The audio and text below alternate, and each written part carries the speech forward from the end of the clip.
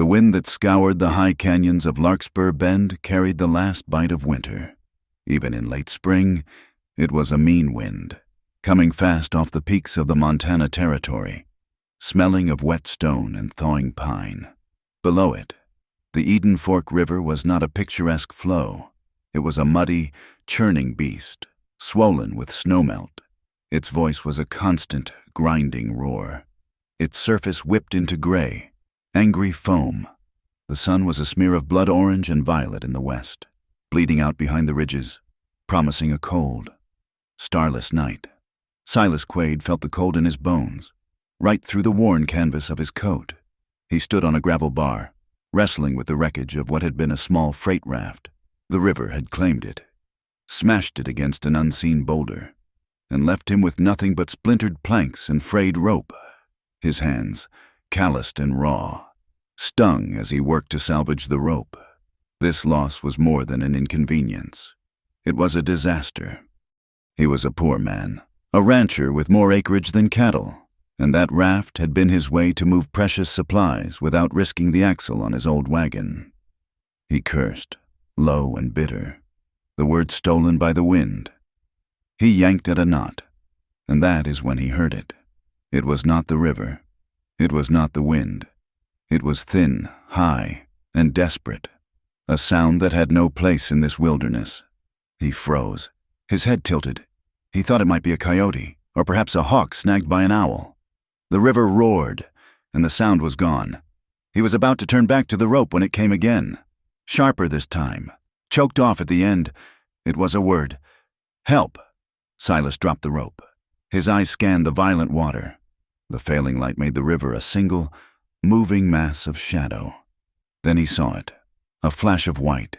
It was 50 yards upstream, already moving fast toward the main current, the deadliest part of the fork. It was not a log. It was bobbing, fighting, a splash of impossible color against the iron-gray water. He ran, his heavy boots sinking in the wet gravel. He could see it clearly now. It was a person, a woman, and she was wearing a wedding dress. His horse, Buck, tethered to a willow, snorted and pulled against the rain. Sensing the panic, Silas did not hesitate. There was no time to think, only to act.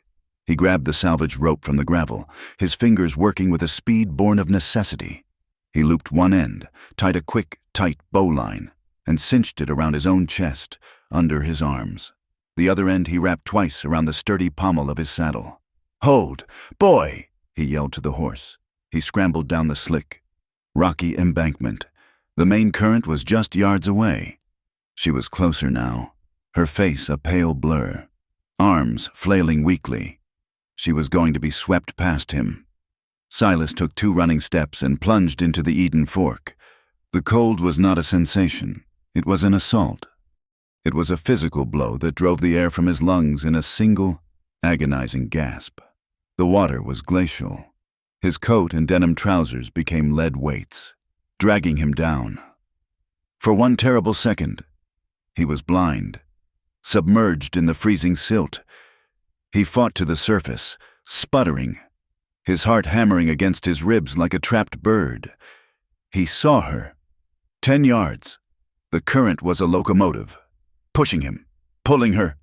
He swam, pulling against the rope, letting Buck braced on the bank. Take the strain. He swam with a desperate, lung-burning strokes, ignoring the ice water that felt like needles in his skin. He reached her. Her eyes were wide, the pupils huge, but they were vacant with terror and cold. She did not see him. She clawed at the water, and when he grabbed her, she clawed at him, her fingers like talons on his coat. "Stop fighting me!" he roared, his voice cracking. He got an arm around her waist, pulling her back against his chest. She was impossibly heavy, the layers of silk and lace saturated, acting as a drogue. He felt a searing, white-hot pain in his left arm as they scraped past a submerged, broken branch. He ignored it. He kicked, turning his body, searching the bank.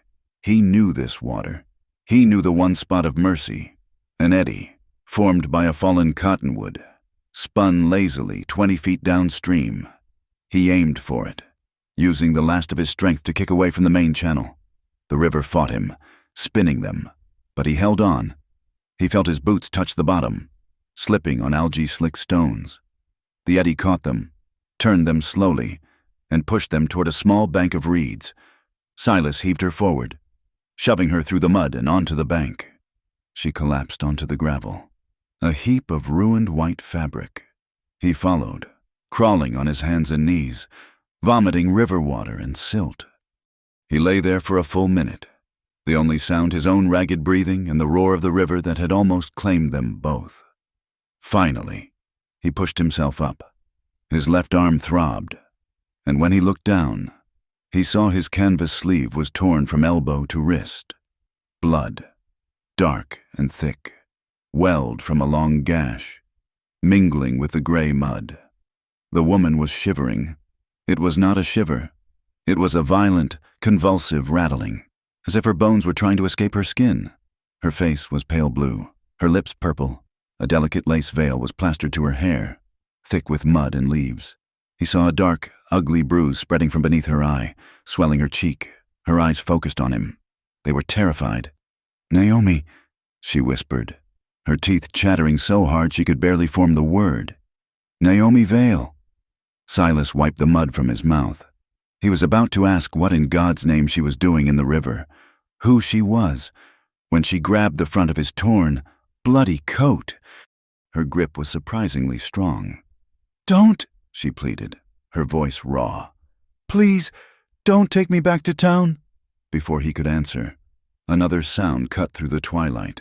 It was distant, but sharp in the cold air.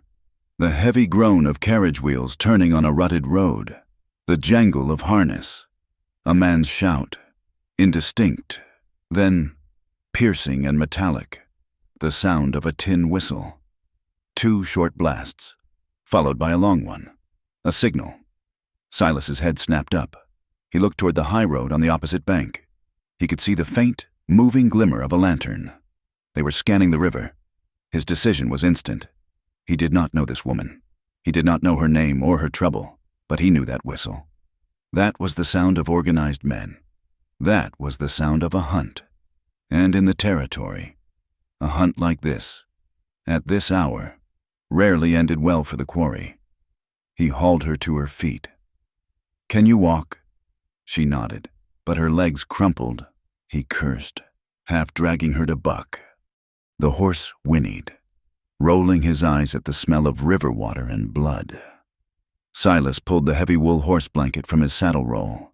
It was stiff with cold, but it was dry. He threw it over her, enveloping her, ruined dress and all. "Hold this." He turned back to the gravel bar. He quickly scanned the ground. He kicked stones and gravel over the dark patch of his own blood. He grabbed a piece of driftwood and swept the ground, breaking up the deep impressions of their boots, blurring the tracks, destroying the signs of their desperate landing. He untied the rope from his saddle and coiled it, his bloody arm aching with every movement. He pulled Naomi up. "Hold on to the saddle. Do not let go." He did not lead Buck back toward the path. He led the horse downriver into the deep shadows of the canyon wall, toward the mouth of Sage Hollow.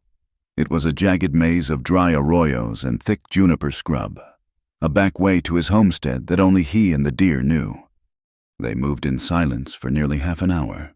The only sounds were Buck's careful steps on the soft earth, the rustle of brush, and the relentless, chattering tremor of Naomi's teeth. The sky was black now. Finally, they emerged into a small clearing. A single structure stood against the trees, a small cabin of rough-hewn pine logs, a sod roof, and a lean-to stable. A thin, pale thread of smoke rose from the stone chimney. It was not much, but it was home. It was safe. Naomi stumbled as he led her to the narrow porch. "Thank you," she rasped, but her eyes were not on him. They were on the dark tree line they had just left, watching, listening. Silas pushed the cabin door open, a wave of warm air, smelling of dry wood, old coffee, and the sharp tang of horse liniment washed over them. He nudged her inside, toward the small fieldstone fireplace where embers glowed. "Stay," he said. It was not a request. "Get those wet things off. There's a blanket on the cot. We'll—" We'll figure it out later. He turned, leaving the door open, his rifle now in his good hand. He stepped back onto the porch, scanning the dark mouth of the hollow. He listened. The wind, the distant river. Nothing else. A light. Spitting rain began to fall. It hissed on the dust and turned the ground by the porch step into a dark, slick paste. Naomi stood just inside the doorway, a silhouette against the firelight, wrapped in the filthy horse blanket. She was looking down at her hands. Her fingers were stiff and blue. As Silas watched, a heavy, plain gold band, her wedding ring, slipped from her numb finger. It did not make a sound on the wooden porch. It rolled once, hit the edge, and dropped with a soft, final plop into the puddle of fresh mud forming by the step. It vanished instantly. Silas turned his head. His eyes met hers in the gloom.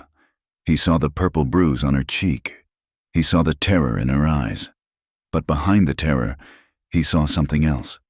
Something hard and cold as the river ice. Neither of them moved to retrieve the ring. The rain fell harder.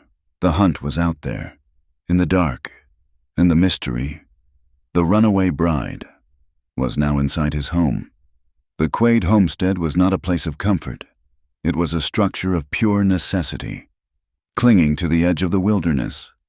The main cabin, built of logs Silas had felled himself, was sturdy, but the barn beyond was skeletal.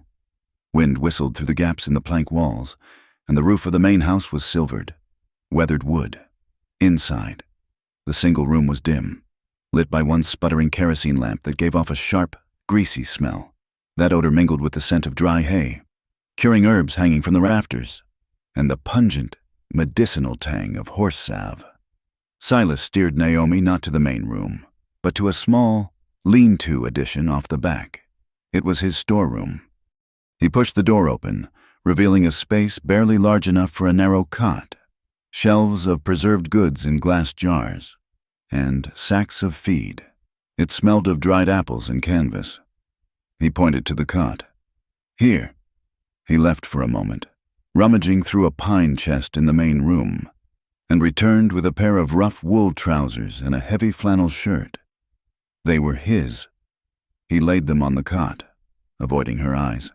"They're dry," he said. "Get out of that dress." He turned his back, lighting a small fire in the pot-bellied stove that warmed the tiny room. He put a tin kettle on top, tossing in a handful of dried mint leaves. As the water heated, he glanced back. He could not help it. Naomi had pulled the horse blanket tight, her back to him, but he saw her hands as she fumbled with the buttons on her ruined gown. Her fingers were still blue with cold, clumsy and slow. He saw the dark, ugly, blue-purple mark high on her wrist, a perfect, cruel circle, the exact shape of a man's thumb and fingers having gripped her too hard. He looked away, focusing on the kettle.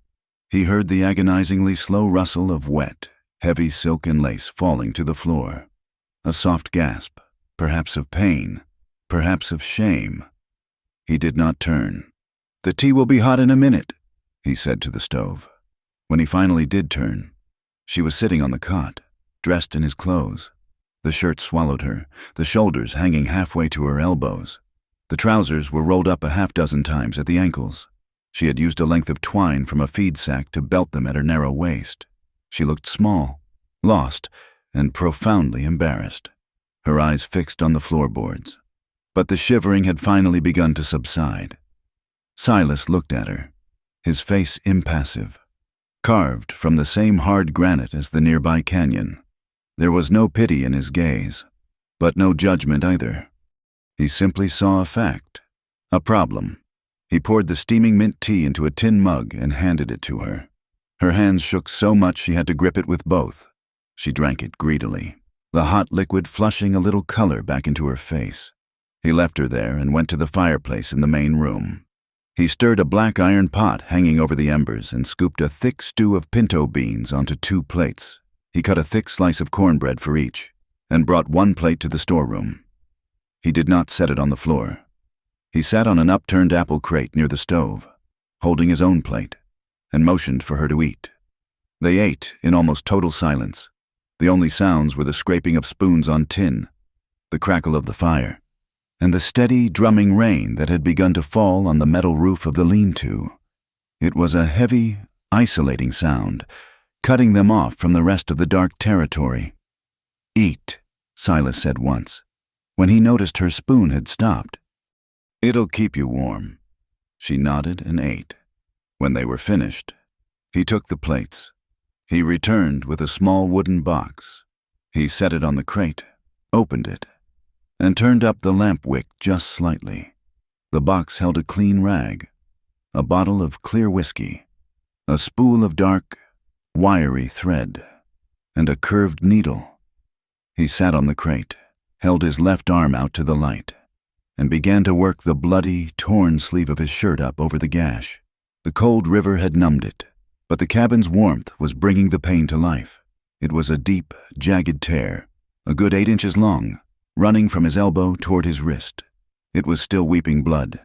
Naomi put her mug down. She stared at the wound. "You did that. For me," she whispered. Silas grunted, pouring whiskey directly onto the rag. "I did it on a branch." He pressed the soaked rag to the cut. He did not wince, but his entire body went rigid. His jaw muscles knotted. He held it there for a long count, his breath hissing out between his teeth. Naomi moved before he could. She knelt on the floor in front of him, gently but with a surprising firmness. She took the whiskey bottle from his hand. "Let me," she said. Her voice was low, and for the first time, it held a trace of authority. Silas looked at her. He saw the bruise on her cheek, the exhaustion in her eyes, but he also saw the steady set of her mouth. He let his arm rest on his knee. He gave her the rag. She cleaned the wound with a slow, meticulous care that belied the shaking of her hands. He watched her. Her proximity was a strange, sudden thing. He could smell the river silt drying in her hair, and the faint, sweet scent of the mint tea on her breath. She threaded the needle with the gut thread, her brow furrowed in concentration. "This will hurt," she said, not looking up. "It already does," he replied. She began to sew. Her touch was light, her stitches small and practiced. She pulled the torn edges of his skin together with an efficiency that was almost beautiful. It was a moment of profound quiet. The rain hammered the roof. The fire crackled. He watched her fingers, pale against his sun-darkened, bloody skin. It was the most intimate contact he had known in years, this quiet, painful mending. When she finished, she tied off the thread and cut it with a small knife from his belt. She sat back on her heels, her work complete. Silas flexed his fingers. The arm was tight, but the bleeding had stopped. He looked at her, kneeling in his oversized clothes on the dusty floor, and he felt a strange, unwelcome pull. He broke the silence. He had to. He asked the only question that mattered. "You got anyone who will be coming here to look for you?" Naomi's head snapped up. The exhaustion was gone, replaced by the same stark terror he had seen in the river. She met his gaze. Her voice was barely a whisper, but it was clear as a gunshot in the small room. "Yes," she swallowed, her eyes holding his. "And they will have guns." The air in the room went cold again. Silas stood up, the spell of their quiet moment broken, shattered. He moved into the main cabin, leaving her by the stove. He motioned to the cot. "Get some sleep." "And you?" she asked, her voice small again. "I'll be in here," he said, nodding toward the main room. "The floor is fine." Hours later, the cabin was dark. The rain had softened to a drizzle. Silas was not on the floor. He was seated in his one good chair by the dead fireplace, his Winchester rifle across his knees. He was listening. From the storeroom, he heard a sound, a sharp, terrified gasp. Naomi was dreaming. She was not in the cabin. She was in a church, the air thick and heavy with the scent of wilting roses. Bells were ringing, a deafening, metallic clang that hurt her ears. A heavy lace veil covered her face, suffocating her, tasting of dust and lies. She was walking, her feet leaden. A man was waiting for her. He turned, and she saw the face of her groom, Calder Rusk. His smile did not reach his eyes. His eyes were dark, flat, and possessive. He reached for her, his hand closing on her wrist, the grip bruising, possessive. She woke with a jolt, clutching her chest. Her heart was hammering. She was in the tiny, dark storeroom. She smelled apples and cold ashes. She was safe. She heard a sound from the other room, the quiet, oiled click-clack of a Winchester's lever action being checked. Silas had heard her gasp, but he was already moving. He had been on the porch, scanning the dark. The rain had stopped. In the pre-dawn gloom, in the fresh mud of Rift Road where it passed the entrance to his property, he had seen them. New hoofprints, a single rider. The tracks showed the horse had stood for a long time, facing the cabin in the dark, before turning and riding hard back toward town. A scout. They knew where she was. He stepped back inside, quietly closing the door. He went to his shelf, pulled down a box of cartridges, and slowly, deliberately, thumbed 3 extra rounds into the rifle's magazine. Naomi was standing in the doorway of the storeroom, a shadow in his shirt. She saw the rifle. She saw the grim set of his jaw. Silas looked at her. The two of them, strangers, defined by the wounds she had stitched and the wounds she had brought with her. The quiet of the homestead was over. "Be gone before dawn," he said, his voice flat. "They know you're here." He did not make her leave. The scout's tracks in the mud of Rift Road had changed the simple equation of survival. She could not run. They were watching the roads. To send her out before dawn was to send her into their hands. "You stay," he had said, his voice low, the rifle still heavy in his good arm. "Bar the door from the inside. Do not answer. Do not show a light. I'm going to town." "Town?" Her voice was thin, incredulous. "They'll be there." "That's why I'm going," Silas replied. "I need salt, and I need cartridges, and I need to know exactly who they are." He saddled Buck in the dark, his movements economical, his newly stitched arm a dull, hot throb. He left her in the cabin, a pale face in the gloom, and rode out, taking the High Ridge path, a game trail that bypassed the main road. Red Butte Crossing was not a town. It was an outpost, a collection of false-fronted buildings huddled against the mouth of a canyon, smelling of wood smoke, horses, and cheap whiskey. It was a place where men came to spend their pay and forget their names. On this night, it was wrapped in a cold, damp mist. Lanterns cast greasy, yellow circles on the boardwalk, but the alleys between were pitch black. Silas tied Buck in the alley behind the general store, a habit of caution. He kept to the shadows, his hat pulled low. He did not go to the store first. He went to the saloon. The rusty spur was loud, a cloud of blue tobacco smoke and the tinny, frantic notes of an untuned piano filling the air. Silas pushed through the bat-wing doors and felt the familiar wave of eyes. He was not a town man. His presence was noted. He moved to the darkest corner of the bar, away from the main cluster of ranchers and mule drivers. He ordered nothing. He just leaned against the wall, listening, letting the noise wash over him. At first, it was the usual talk, the price of beef, a broken wagon wheel on the pass, the river's high water. Then, a stocky man in a checkerboard shirt spat tobacco juice near the spittoon. "Heard Rusk's wedding went sour," the man said, grinning. A younger cowboy next to him laughed. "Sour? I heard she bolted. Left him standing at the altar up at Mission Ridge. Just ran. Serves Calder Rusk right." A third voice muttered, this one older, quieter. "Man's bad business. Always was." "Shh," the first man hissed, glancing around. "His outfit is in town. 3 of them, at least. Been combing the river road since sundown. Asking questions." "Asking questions," the young one said. "I heard they were offering money. A lot of money. Said she wasn't just a runaway. Said she was a thief." Silas's body went still. He felt the cold of the alley creep back into his bones. A thief. He pushed off the wall. No one noticed him leave. He slipped back into the mist, his boots making no sound on the wet planks. He went to the general store, bought his sack of salt and a small box of .44 caliber cartridges. He paid in coin, said nothing, and left. His last stop was the post office. It was also the telegraph office and the de facto sheriff's station, though the sheriff was 2 counties over.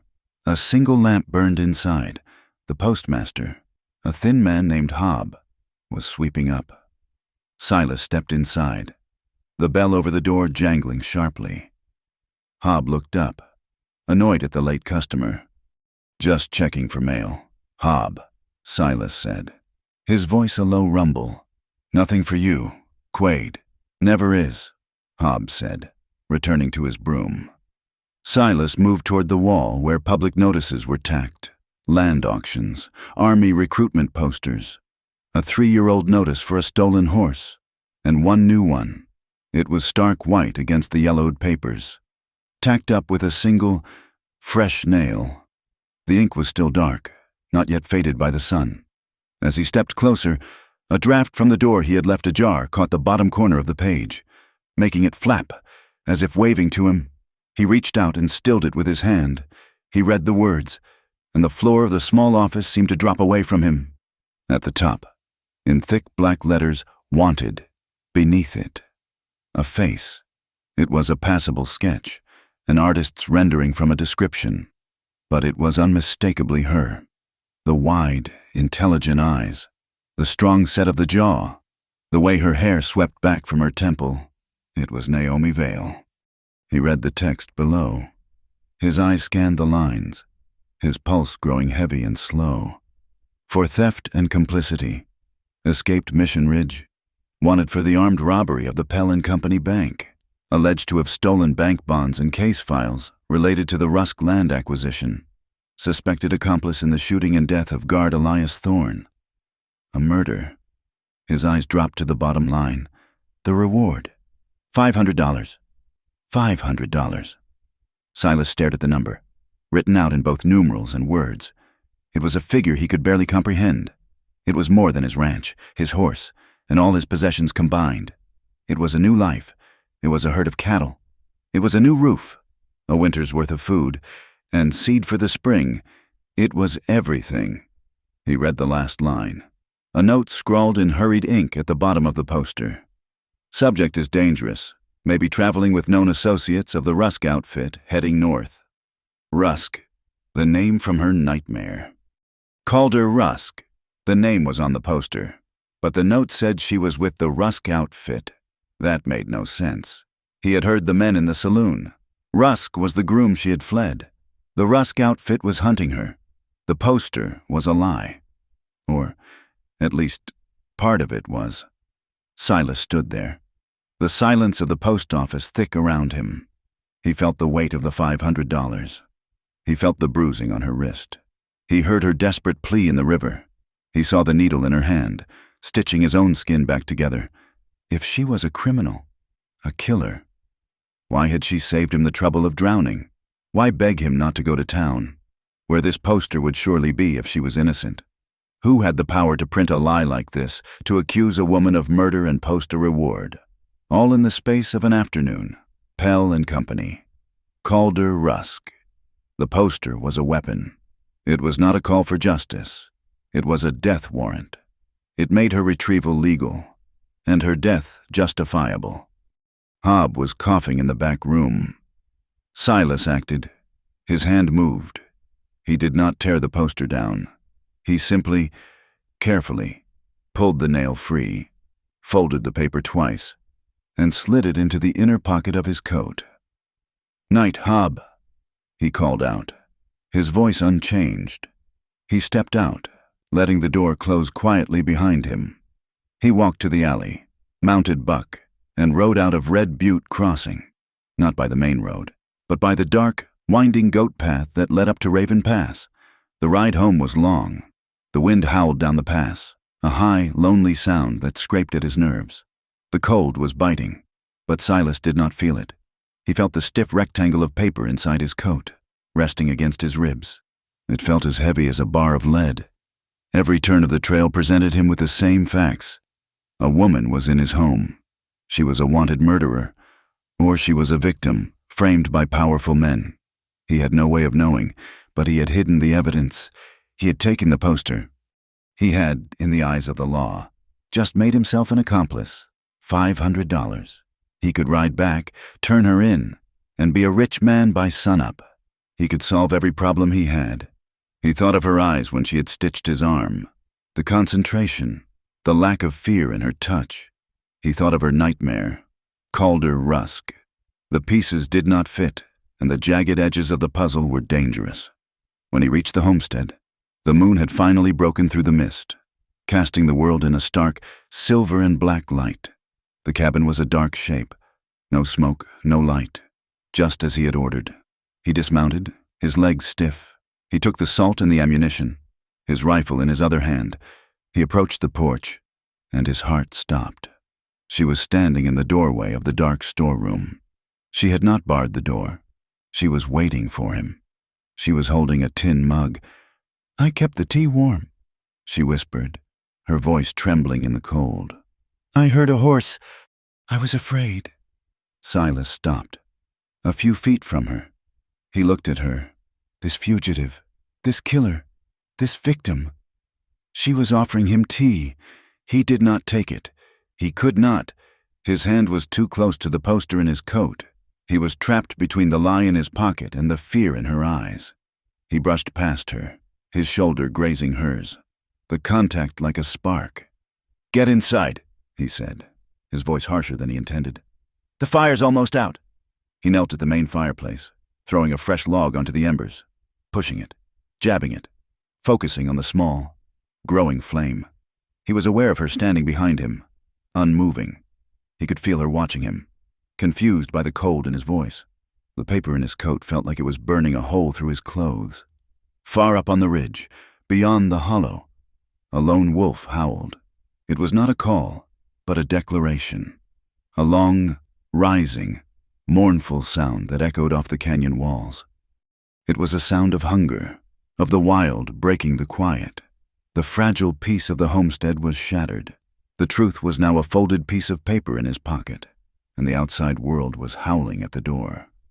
The dawn broke cold and gray, the sun a weak disk behind a high layer of clouds. The wolf was long gone, but the silence it left behind was heavy, filled with unasked questions. Silas was in the yard by the lean-to, his good hand working a piece of stiff leather, trying to mend a broken saddle strap.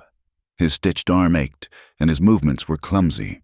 He heard the cabin door open and close, but he did not look up. Naomi approached, carrying a small tin of salve. She was wearing his clothes, but she had washed her face and tied her hair back with a scrap of twine. She looked less like a fugitive and more like a homesteader's wife, a thought that struck Silas with the force of a physical blow. He pushed it away. She stood watching him fumble with the leather and the awl. "Your stitches will pull," she said, her voice quiet. He grunted, frustrated, dropping the tool. "Strap's frayed. Let me—" She knelt in the dirt beside him, picked up the awl and the sinew. Her fingers, no longer blue, moved with a quick, confident grace. She punched new holes and began a tight, interlocking stitch that he had never seen before. It was strong, efficient work. "Where'd you learn that?" he asked, his voice gruff. My father, he was a cobbler for a time." She did not look up. When she finished, she looked at his arm. The bandage he had tied on himself was already soaked through with fresh blood from his morning chores. "You're ruining your own work," she said, a flicker of impatience in her voice. She went inside and returned with a clean strip of cotton and the whiskey. "Sit." He sat on the chopping stump, wary. She untied his clumsy knot and gently peeled the rag away. He watched her. She cleaned the wound again, her touch so light it barely registered, yet firm. She applied the salve and began to wrap the arm, not in a tight, constricting band, but in a neat, overlapping weave that supported the cut without choking it. "You have to wrap with the muscle," she explained, her fingers moving over his forearm. "Not against it, like this. It holds the skin together, but it lets the blood move." Her head was bent, a stray wisp of damp hair falling across her bruised cheek. He could feel the warmth of her breath on his skin. He felt the light pressure of her fingertips, and his own heart, which he thought was as steady and slow as a winter river, gave an unsteady lurch. It was a jolt that went right through him, a feeling so unfamiliar it was almost painful. He pulled his arm back as soon as she tied the final knot. "It'll hold," she said, gathering the supplies. He stood, clearing his throat, turning away to hide the flush he felt creeping up his neck. He went to the porch and pulled a heavy, stained canvas coat from a peg. He also grabbed a worn, dark blue wool cap. He held them out to her. She looked at the items, then at his face. "Wind's contrary here," he said, as if explaining a complex strategy. "It'll cut right through that flannel." She took the coat. It was stiff and smelled of canvas, horse, and him. She put it on. It was like his shirt, far too large, but it was warm. She pulled the cap on, tucking her hair underneath. The simple, practical garments changed her. The last vestiges of the ruined bride were gone. He went to check the barn, and she followed, walking through the mud. "You saved my life," she said to his back. He stopped, but did not turn. "I pulled you from a river. You didn't take me to town. Town's a bad place for folk with trouble." "Silas," she said, and the use of his name made him face her. "The men who are hunting me, the man I was supposed to marry, his name is Calder Rusk." He kept his face blank, but the paper in his pocket suddenly felt like ice. "He's a horse trader, based out of Mission Ridge." She continued, her voice low and fast, as if the words were spilling out against her will. "That's his business. His real business is theft, land, cattle, bank bonds. He runs an outfit that frightens folk into selling, or just takes what they won't sell." She was twisting a button on the canvas coat. He wanted my property, a small ranch my mother left me. It's near the pass. It's not worth much, but it has water rights. Rusk wanted it. He courted me. I thought he was charming. I was a fool. When I wouldn't sell, he offered marriage, a way to combine our futures, he said. She took a shaky breath. "The night before the wedding, I overheard him. He was with his men. The wedding wasn't just to get my land. It was an alibi. They were planning to use the celebration, the exact hour of the ceremony, to cover for a robbery. Pell and Company's bank." Silas listened, his expression unreadable. This matched the whispers in the saloon.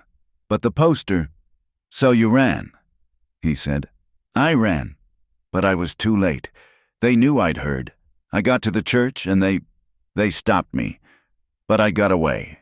I stole a horse and rode for the river. I thought I could lose them in the canyons." She looked at him, her eyes desperate. "They're not just chasing me because I'm a runaway bride, Silas. They're chasing me because I know what they did." She paused, then added the last, crucial piece. "To make it legal, to get every man in the territory to hunt me. They framed me. They said I robbed the bank. They said I was part of it. The town sheriff, Beaumont Nash. He's in Rusk's pocket. He's in league with Pell. They issued a notice. They're saying I'm a thief, a killer." She was right. Every word she said lined up with the poster. Except the poster claimed a guard was dead. She had not mentioned that. Was it a lie or an omission he wanted to believe her? Every instinct he had, the way she had stitched his arm, the fear in her eyes that was too genuine to be faked, told him she was telling the truth. But his fingers, deep in his pocket, found the folded edge of the wanted poster. $500. Complicity in the death of Elias Thorne. "You're safe here, for now," he said, his voice flat. He turned and went into the barn, leaving her standing alone in the gray morning light. Later that day, the tension between them was a thick, unbreathable fog. He could not trust her. She could not know if he believed her. They were two strangers, trapped. Silas took his Winchester from the cabin wall. "You said they have guns. Do you know how to use one?" She shook her head. "I've never— No." He sighed. This was another complication. "Come on." He set up a row of 3 tin cans on the fence post at the far end of the yard, a good 40 yards away. He handed her the heavy rifle. "It's loaded. 6 rounds. Keep the stock tight to your shoulder, or it'll break your collarbone. Line up the sight. Squeeze. Don't pull." She lifted the rifle. It was far too heavy for her. The barrel wavered wildly. She tried to brace herself, closed one eye, and pulled the trigger. The explosion was deafening. The rifle bucked, slamming the metal butt plate into her shoulder. She cried out, stumbling backward, dropping the gun. The bullet kicked up dust a good 10 feet to the left of the fence. She stood there, rubbing her shoulder, her eyes wide with shock and embarrassment. A nervous, shaky laugh escaped her. "I missed. You're alive," Silas said, retrieving the Winchester. "That's a start. You're holding it all wrong." He sighed, the poster in his pocket, arguing with the practicality of the moment. If they came, he needed her to be useful, not a liability. "Here, again." He stood directly behind her. "Lift it." She did, her arms trembling. "No," he said, his voice impatient. He put his left hand on her right elbow, pushing it down. "Your arm is too high. You're fighting the weight. Let it rest." His touch was impersonal, instructive, but it was not. He was pressed against her back. He could feel the tension in her shoulders through the thick canvas coat. He could smell the faint scent of soap from when she had washed. "Brace your feet," he said, his voice a little lower. His other hand came up, his fingers brushing hers as he adjusted her grip on the stock. "Tuck it in, tight." He pressed the stock against her shoulder, his hand briefly covering hers. Her entire body was rigid. He was so close he could feel the quick, shallow rhythm of her breathing. Or perhaps it was his own. "Now," he whispered, his mouth near her ear. "Breathe out. Find the top of that sight. Put it on the can. Don't think about the noise. Just squeeze." She let out a slow breath. He felt her muscles steady. She squeezed the trigger. The shot was loud, but she held her ground. The center tin can did not move, but the top of the fence post, just an inch above it, splintered into pieces. She let the rifle down, her arms shaking, but she was smiling, a real bright smile that lit up her bruised face. I almost did it." "Almost," Silas said. He stepped back, the connection broken. The air between them felt charged, electric and dangerous. "Do it again, by yourself." The rest of the afternoon passed in a blur of chores. He avoided her. She, in turn, seemed to find work in the cabin. As dusk fell, a strange, sickly yellow light filled the sky. The wind, which had been gusty all day, died completely. The air became still, heavy. "What is it?" Naomi asked. Standing in the doorway, Silas looked at the western horizon. It was no longer a horizon. It was a wall, a solid, roiling, brown-black wall of dirt, 1,000 feet high. "Dust storm," he said, his voice tight. "A bad one. Get inside, now." "What about the barn, the horse?" "Help me." There was no time to think. They ran. The first gust hit them like a fist, throwing grit that stung their faces. The sky went from yellow to a deep, terrifying twilight brown. "The barn door!" Silas roared over the wind. They fought their way to the lean-to. Buck was rearing in his stall. Panicked by the noise and the pressure, Naomi, without hesitation, went straight to the horse's head, stroking his neck, her voice a low, calming murmur. Silas grabbed the heavy bar for the main barn doors. He was struggling to lift it, his stitched arms screaming in protest. The wind tore the door from his grip, slamming it open. "Silas!" Naomi left the horse and threw her entire weight against the door with him. For a moment, they were both pinned, the wind trying to rip the planks from their hinges. They fought it together, shoulder to shoulder, their faces inches apart, grit coating their teeth. They were not a man and a woman. They were a team. "Now!" he yelled. They shoved in unison. The door slammed shut. He dropped the heavy wooden bar into its iron brackets. The sound of the wind was muffled, but the barn shuddered around them. They stood in the sudden, dusty gloom, panting, their chests heaving. They secured the rest of the homestead, tying down the tack, reinforcing the chicken coop, stuffing rags into the cracks of the cabin door. By the time they were done, the world outside was gone, erased by a howling, impenetrable fog of airborne earth. Night fell. The cabin was an island in a sea of noise.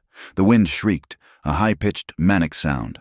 Fine dust sifted through every crack, coating the table, the floor, the blankets. They sat by the fire, the only light in the room. The flames licked the logs, crackling loudly, fighting against the roar of the storm. They had not spoken in an hour. Silas looked at her.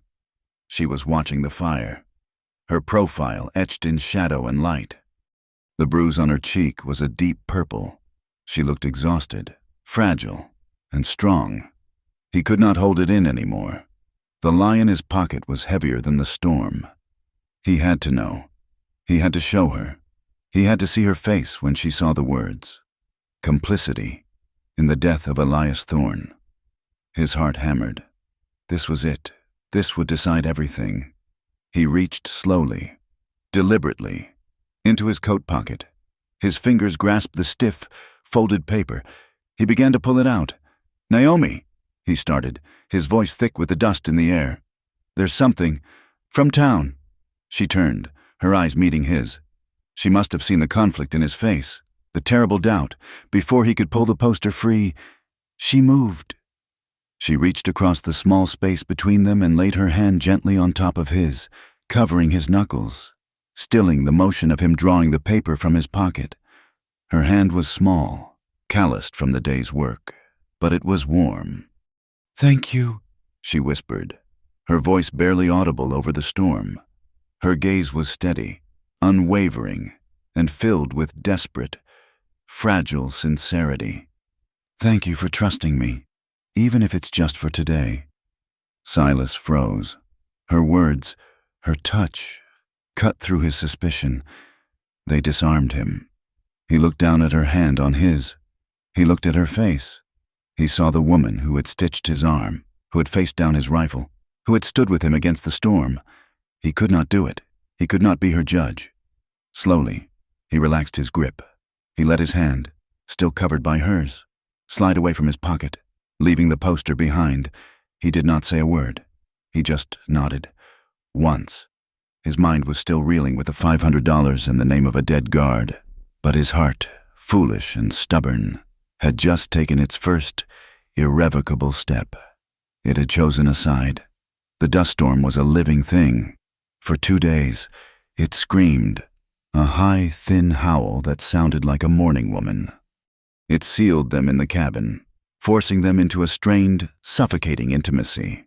The world was reduced to the small, dim room, the air thick with fine, choking grit that coated their tongues and eyelashes. They moved around each other like ghosts, the tension of the unshown poster and the unspoken truth a palpable, heavy thing between them. When the wind finally died on the third morning, it left a new world. The sky was a pale, washed-out blue, but the land was alien, buried under drifts of fine, yellow silt. The silence was louder than the storm had been. It was in this silence that Silas rode out. He did not go to Red Butte. He rode high, up the side of Thunder Ridge, his rifle across his saddle. He needed to see. From the high rocks, he looked down on the territory. He saw them, not a single scout, a group, 5, maybe 6 riders, the Rusk outfit. They were combing the canyons, fanning out, methodical.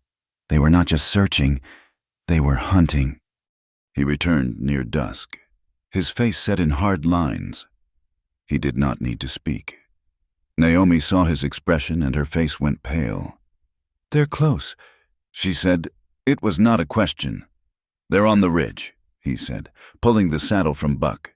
"They're organized. This isn't a panic chase anymore. It's a military operation." The attack did not come with a yell. It came with the stealth of a cat. The next morning, Silas was in the barn loft, checking the seams on his roof for dust leaks. He froze. He had seen a flicker of movement near the dry creek bed, 100 yards out. It was not a deer. It was a man, moving low and fast, using the new dust drifts for cover.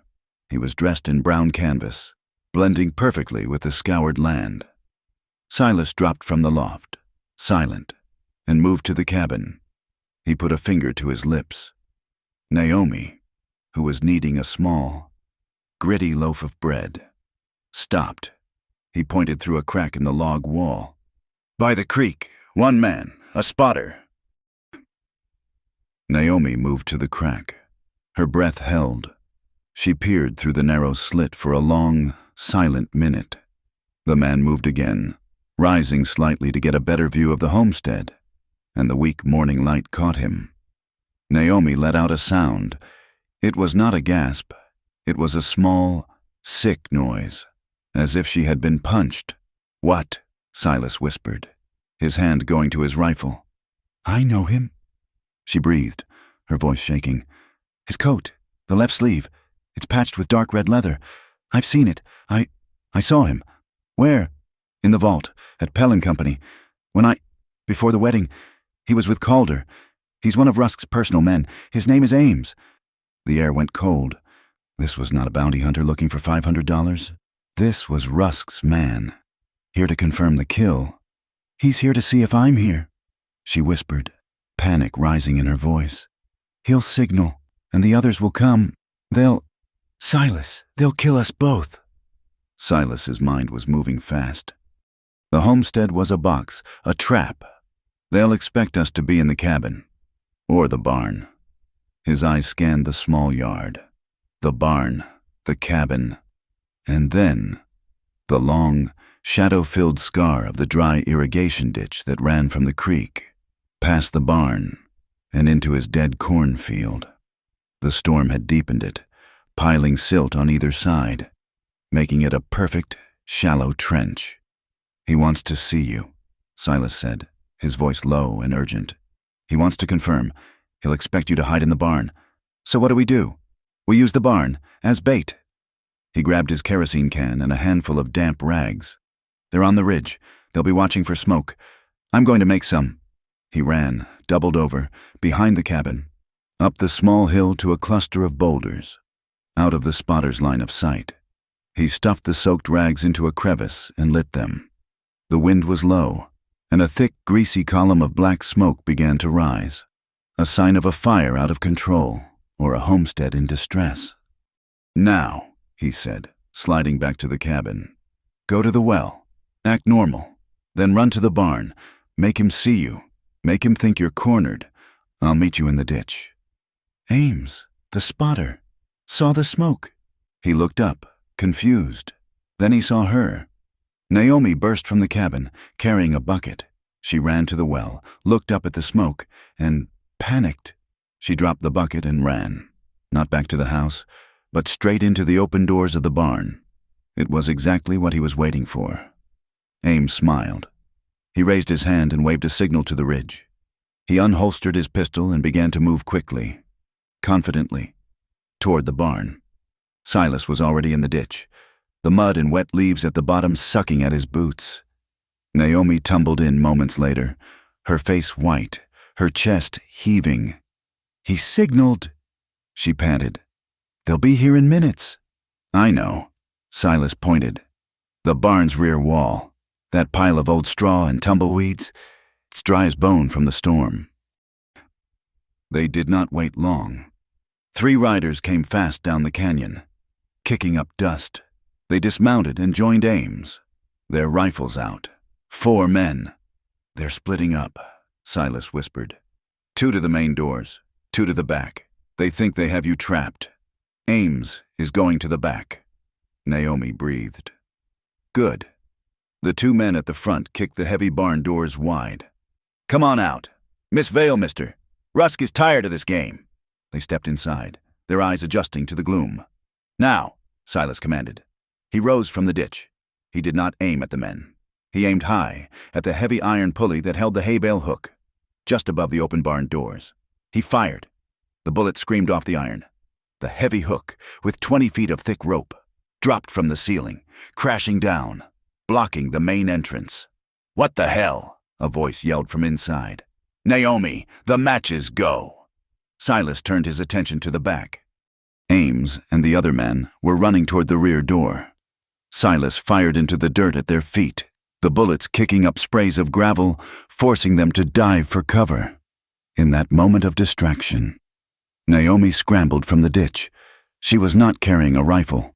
She was carrying the small tin of matches from the cabin. She ran to the massive pile of dry straw, struck a match, and threw the whole box. The effect was instantaneous. The dry tinder and tumbleweeds exploded in a wall of flame, a whoosh that reached the eaves of the barn. The rear exit was sealed. "Fire, it's a trap!" The two men from inside the barn burst out the front, scrambling under the fallen hay hook, their eyes full of smoke.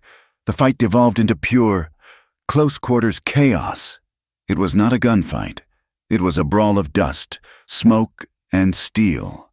Ames, his face a mask of rage, rounded the corner of the burning barn. He saw Silas reloading and charged, not with his gun, but with a long, glittering Bowie knife. Silas swung the rifle, but Ames was too fast. He grabbed the barrel, shoved it aside, and slammed his shoulder into Silas's chest. Silas went down, his back hitting the hard-packed earth. His stitched arm, the one he had landed on, erupted in a universe of white-hot pain. The rifle skittered away. Ames was on him, straddling his chest, the knife raised, the smell of his sweat and the fire sharp and acrid. His eyes were flat, dead. He was here to finish a job. "Silas!" Naomi's scream was pure rage. She had grabbed Silas's fallen Winchester. She didn't aim, she didn't shoot.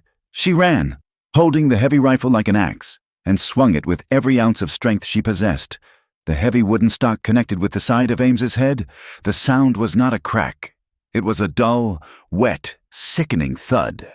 Ames's eyes did not close. They just went blank. He crumpled, falling sideways off Silas. Silas stared, gasping for the air that had been knocked from his lungs. Naomi stood over him, the rifle held loose, her face a mask of horror at what she had done. The other three men, seeing their leader down, the barn now a roaring inferno, and the fight lost, made their choice. They scrambled for their horses, firing wildly over their shoulders. Bullets snapped through the air, thwacking into the cabin walls as they rode. Hard. Back up Thunder Ridge. "Get up!" Silas yelled, scrambling to his feet, clutching his ruined arm. "That fire, that was my barn. It'll bring everyone. We have to go." He ran to the lean-to, which was still standing, and grabbed the saddles. Buck and the other horse were terrified. Their eyes rolling, he threw the saddles on, his one good arm making the work clumsy. They did not take the road. They rode straight into the Dry Creek wash, the deep, sandy arroyo acting as a shield.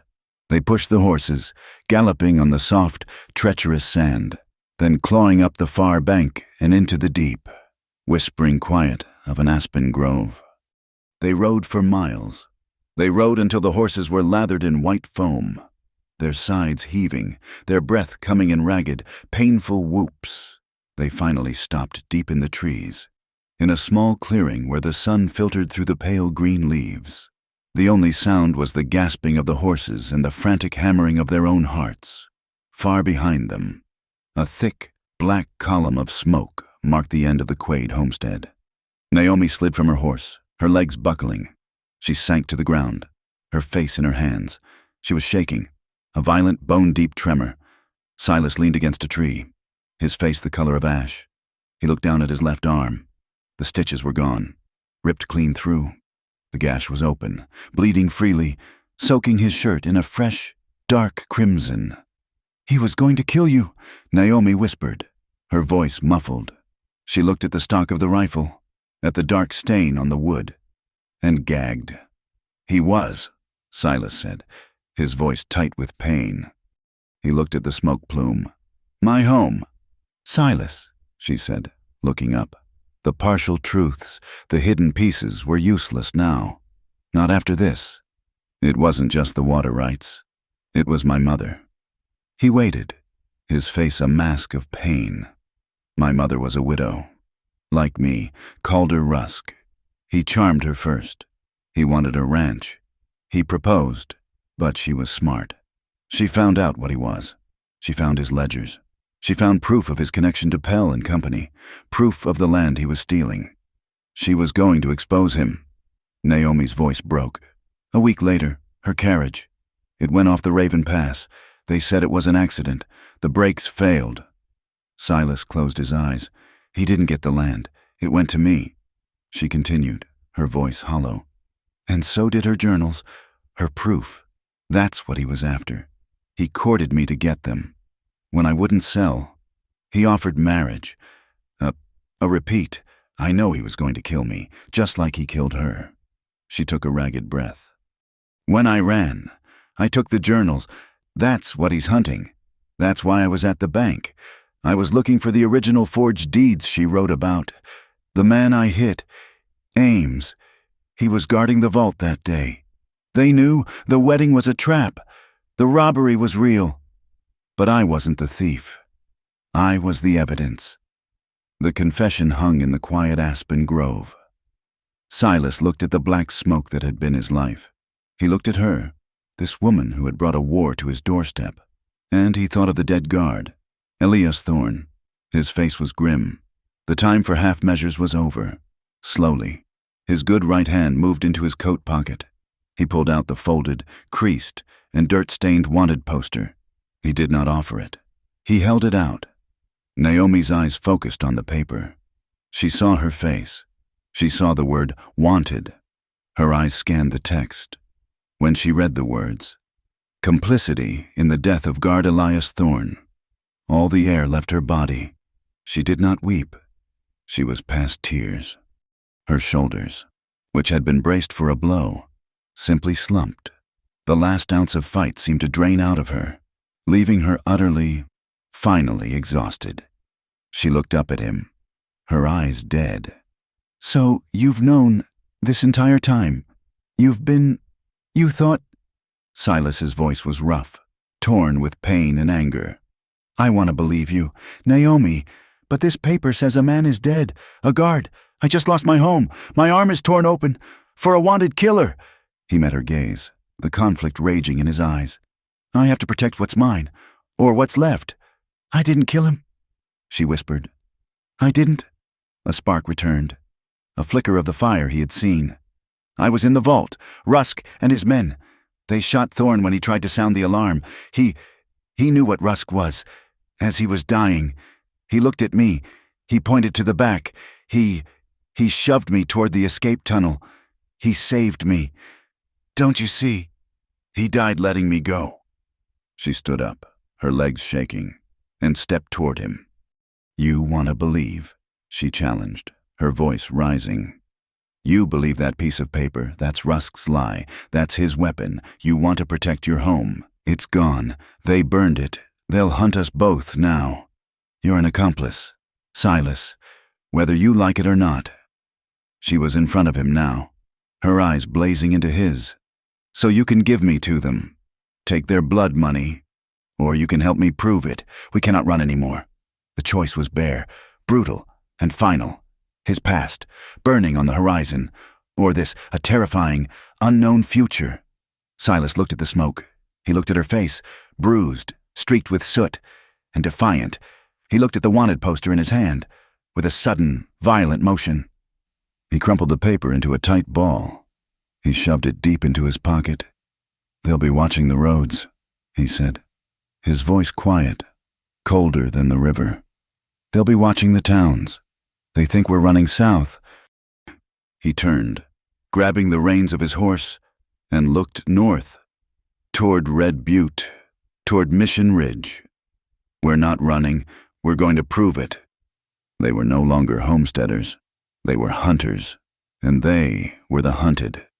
Silas's burned-out barn was a smoking monument to the life he had lost, a black plume visible for miles. His arm, ripped open for the second time, was a fiery, agonizing liability. Naomi had packed it with poulticed herbs she'd found by the creek and bound it tight, but a fever was already setting in, a cold sweat on his brow. We can't stay here, he said, his voice a low rasp. They were hidden in the aspen grove, the horses chewing nervously at the unfamiliar leaves. They'll be back, and they'll bring more men. Not here, Naomi said, her voice decisive, hard. The terror he had seen in her was gone, burned away by the fire and the fight. In its place was a cold, brittle anger. "We go north, to Mission Ridge." Silas stared at her as if she were insane. "North, into the Lion's Mouth, that's Rusk's home." "Exactly. It's the one place they won't look for us. Not now, not right away." She pointed. "There's a place, a sanctuary. St. Brigid's Convent. It's half a day's ride from the town, hidden in the foothills. I used to teach there, the orphans. They traveled by night. It was a slow, agonizing journey." Silas, dizzy with fever, slumped in the saddle. Naomi led both horses, her hand on his leg, steadying him, her eyes constantly scanning the dark, broken ridgelines. Twice, they saw the distant pinpricks of campfires in the lowlands Rusk's men, fanning out, searching the road south. They kept to the high, rocky game trails, a path of shadows. They reached the convent just before dawn. It was not a grand building, but a small, poor collection of adobe and log structures, huddled around a simple wooden cross. A light was on in the kitchen. An elderly nun, her face a roadmap of wrinkles, opened the door. She was tall, straight-backed as a rifle, and held a kerosene lamp high. Her eyes, sharp and intelligent, took in the scene. Naomi, bruised, filthy, dressed in a man's torn clothes. Silas, pale as death, listing in the saddle, his arm wrapped in a bloody, herb-stained rag. "Mother Mary Agnes," Naomi breathed. "Please, he's hurt." The nun's face was stern, a mask of disapproval. "Naomi Vale, you bring the world's trouble to our door. After all, It was Pell," Naomi said, cutting her off. "Pell and Rusk, they're hunting us." The nun's expression did not change, but the hand holding the lamp tightened. She looked at Silas again, then at Naomi. "Bring him inside, not the main hall, the infirmary, now."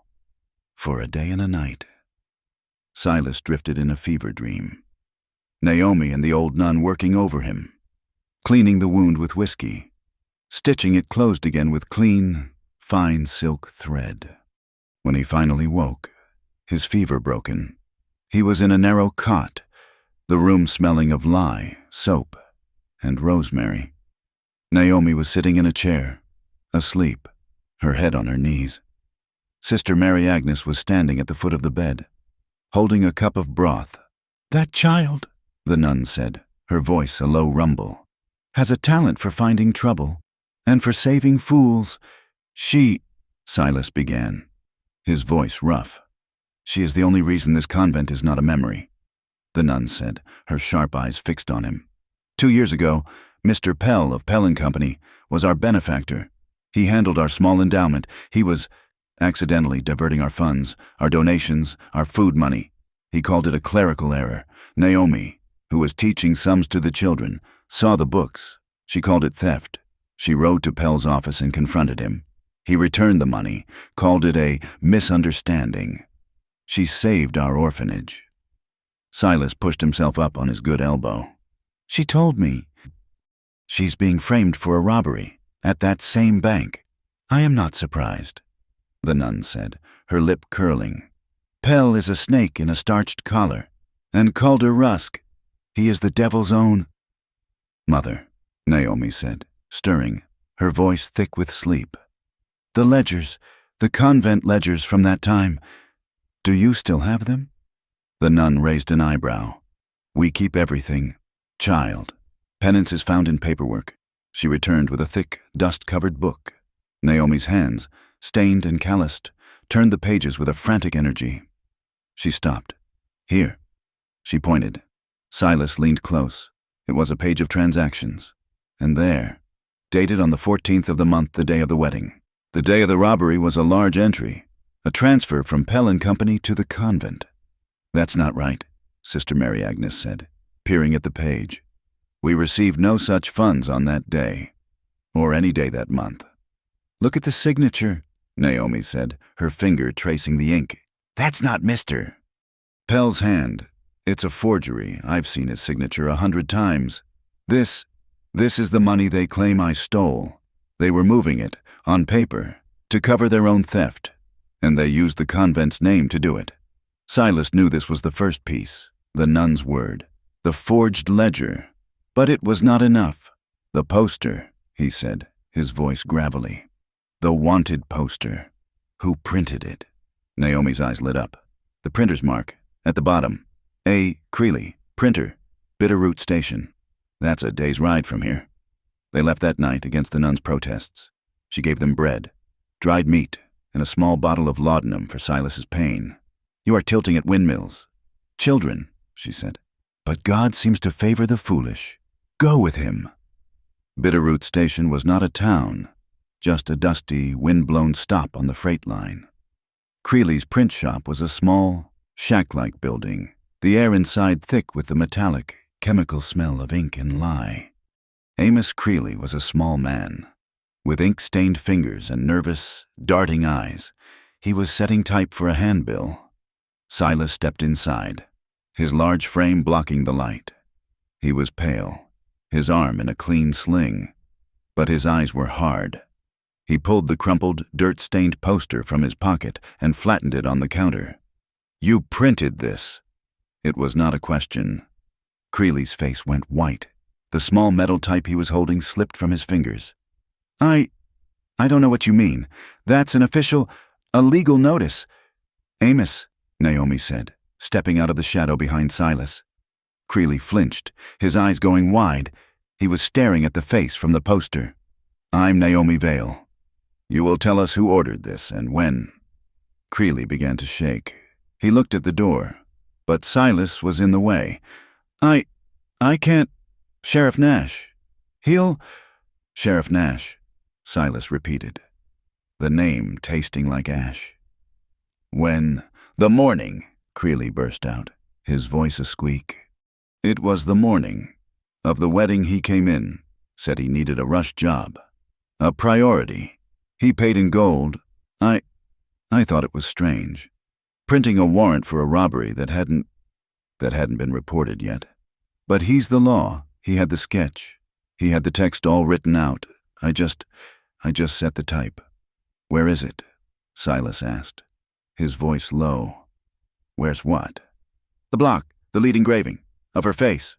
Creeley, terrified, pointed to a flat drawer. Silas pulled it open.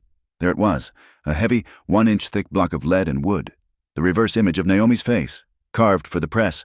He took it. It was cold and heavy. Proof. As they turned to leave, the door opened, a small bell jangling. A boy, no older than 12, thin as a rail, was there, holding a stack of the Territory News. He looked at Creeley, then at Silas, then his eyes fixed on Naomi. His mouth dropped open. Hey, he whispered, his eyes wide with recognition. You're her. The runaway bride.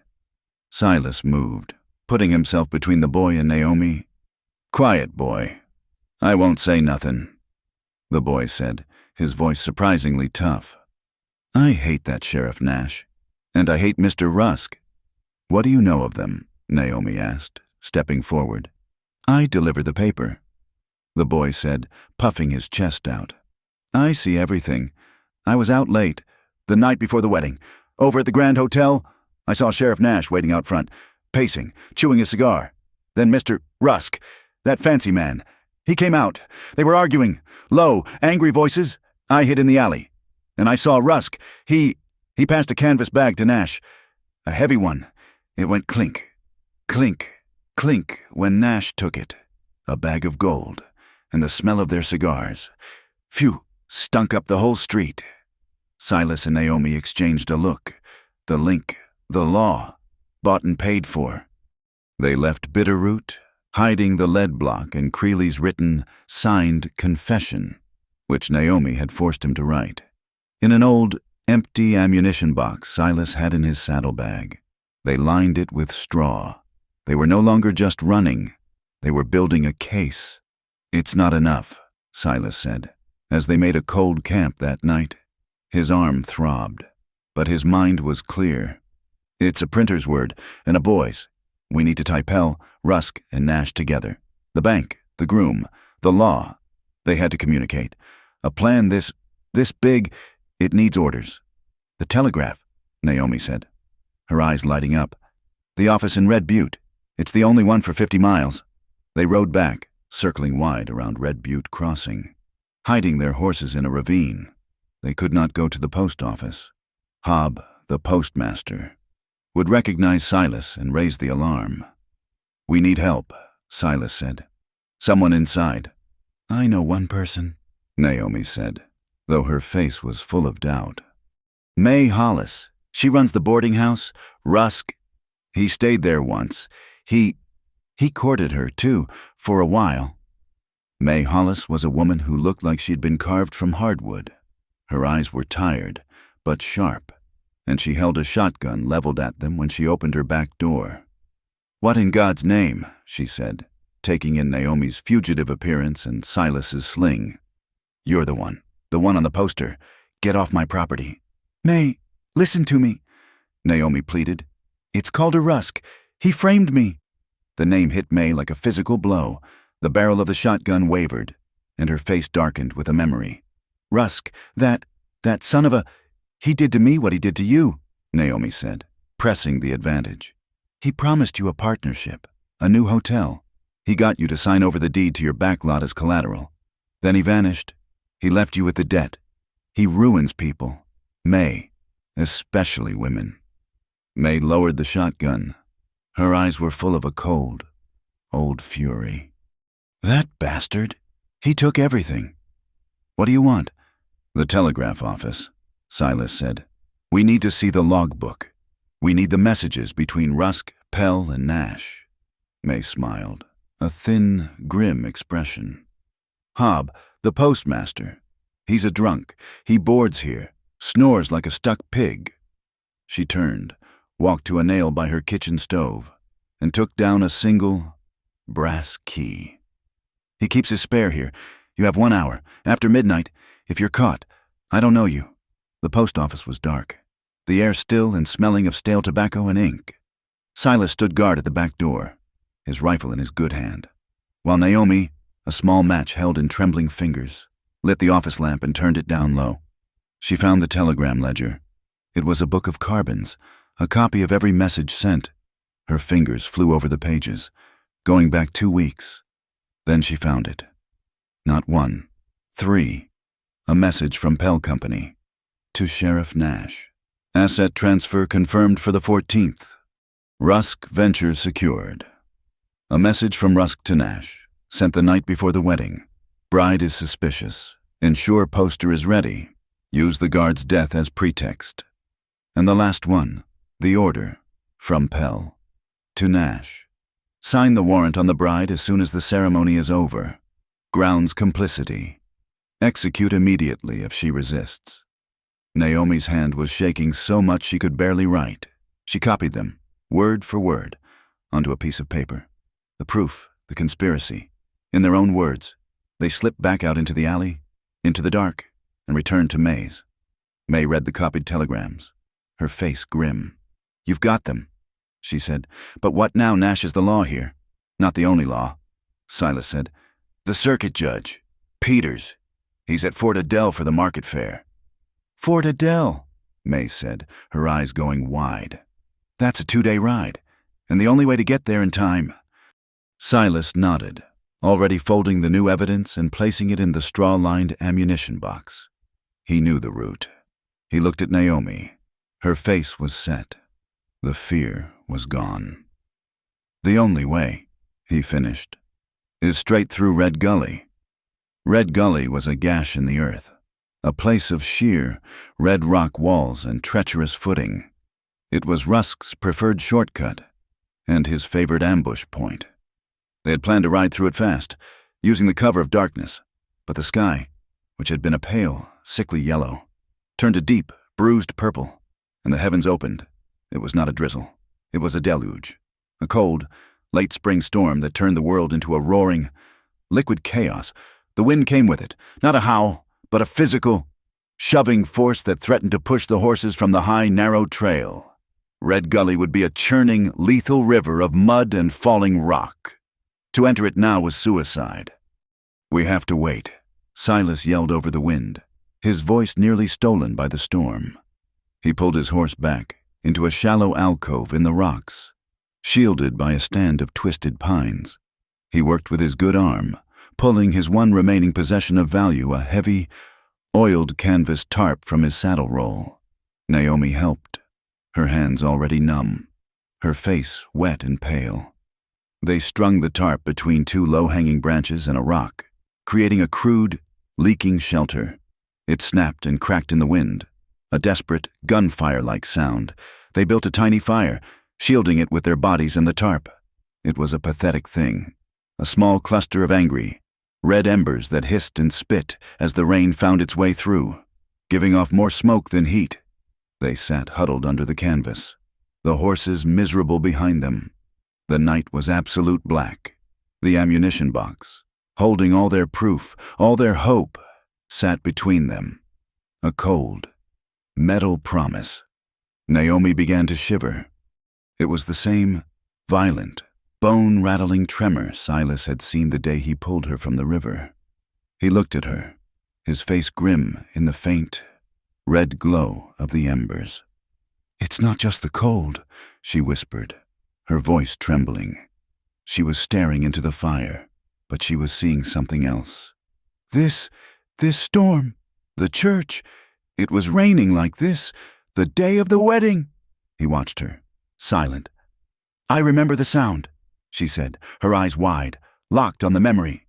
"The rain on the stained glass, it sounded like fingers, tapping, trying to warn me, and the smell of the wet wool from everyone's coats, Calder's hand on my arm, so cold, his vows, they sounded like a threat, like a cage door closing. I can't get the sound out of my head." She was reliving the lie, the moment her life had been stolen. The cold was not just in her skin, it was in her soul. Silas, moving slowly, his stitched arm protesting, reached for his saddle roll. He had one last dry thing, a thick, heavy wool blanket, the one he had wrapped her in at the river. He shook it out, the smell of dry wool and horse filling the small space. He did not just hand it to her. He unfolded it and draped it over her shoulders, pulling it tight around her. He sat down beside her, closer than they had ever been, his side pressed against hers. The wind lashed the tarp, and a gust of icy rain shot through a gap. He leaned his body, using his own back to block the wind, his good arm reaching up to hold the sagging canvas, keeping it from collapsing on them. They sat in silence for a long time. The only sounds were the roar of the storm and the crackle of the fire. "My homestead," Silas said, his voice a low rumble, speaking to the fire. "It had a good porch, facing east. I always planned to build a maple tree out front, for shade. A man needs shade." Naomi, buried in the wool, turned her head slightly, her wet hair brushing his shoulder. "A porch," she repeated, her voice soft. "My mother's ranch. It had a swing on the porch. A man needs a place to sit." Silas went on, lost in the thought. "A place to watch the sun come up. Maybe an old dog, a hound, maybe one that's too old to hunt but still glad to see you." "A dog," she smiled, a small, watery smile. "And a picket fence, white." "No," Silas grunted. "A fence just means more to mend. Just open, a porch, a tree, a dog." They were quiet again, the image of that impossible peace hanging in the small, violent shelter. "We never talked about marriage," Naomi whispered, her voice shy. "We talked about what we would grow, about the freedom to paint the door whatever color we wanted, about choosing." She turned her head, looking at him. His face was only inches from hers. The firelight caught the deep lines around his eyes, the stubble on his jaw. "You're a good man, Silas Quaid." She lifted her hand, the one not clutching the blanket. She raised it to his face. She did not touch his skin. She touched the scar, the long, puckered line on his arm, where the flesh was still new and red, the line she had stitched. Her fingers traced it, a touch so light it was barely there. "What are you afraid of, Silas?" she asked, her voice clear under the storm. Not Rusk. Not the law. What do you fear? He did not turn from her gaze. His eyes, dark and steady, held hers. The wind howled, flapping the canvas, but in their small shelter, the world had gone still. I'm afraid, he said, his voice rough, of losing something I haven't even had time to name. The words hung between them. It was a confession. It was the truth, more real than any piece of paper, more binding than any law. Naomi's breath caught. Her eyes searched his. He had named it. He had named her. He moved his good hand, slowly, as if it weighed 1,000 pounds. He lifted it. He did not grab her. He did not pull her. He raised his hand, his rough, calloused fingers, and laid his palm gently against her cheek. Her skin was cold, damp with rain. His hand was hot. He felt the tremor that ran through her. He held it there. He just held it. His thumb rested near the corner of her mouth. He did not move. His eyes asked the question, the one he could not speak. Her answer was to close her eyes, leaning her face just slightly into the warmth of his hand. That was all. That was enough. He leaned in, his gaze dropping to her mouth. The movement was slow, deliberate. He gave her every chance to turn away. She did not move. He tilted his head, and his lips touched hers. It was not a desperate, frantic kiss. It was slow. It was deep. It was a discovery. Her lips were cold from the rain, but they warmed instantly under his. The kiss tasted of wood smoke and mint and the clean, metallic tang of the storm. It was a promise of warmth in a world that had gone cold. It was a statement. You are here. I am here.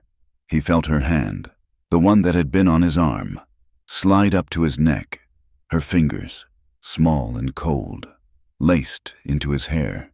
His other hand, the one holding the tarp, let go, the canvas flapping wildly as he brought his arm down, his good arm, to circle her waist, pulling her from her side of the fire to his.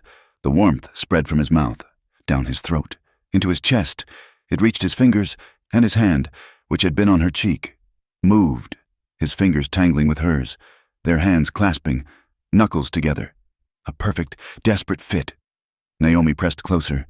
The blanket fell away as she put her free hand on his chest, on his beating heart. She broke the kiss, but only for a moment. She pressed her forehead against his. Their eyes closed. They were breathing the same air. "Don't leave me," she whispered, her voice a raw, broken sound. "Whatever happens in that gully, don't leave me. I'm not going anywhere." He breathed, his own voice thick. He held her. He buried his face in her damp hair, which smelled of the river and the fire. He held her as if she were the last piece of solid ground on earth. Her arms were around his neck, her body, small and strong, pressed against his. His back was to the storm, shielding her. Her front was to the fire, warming them both. They found their balance. His shoulder supported her head. Her hand rested on his good arm. Their heartbeats, frantic and fast, began to slow, to find a single and steady rhythm under the roar of the rain. They did not speak again. They just held on. Two broken, defiant pieces, fitting together in the dark. The storm broke with the dawn. The sky was scrubbed clean, a pale, translucent blue. The air was cold, but pure, and the world smelled new, washed of all the dust and grit. Silas was already awake, packing their meager supplies. His movements sure. His arm ached, but his mind was clear. Naomi emerged from the shelter, the wool blanket still draped over her shoulders. She looked at him. The bruise on her cheek was a faded yellow.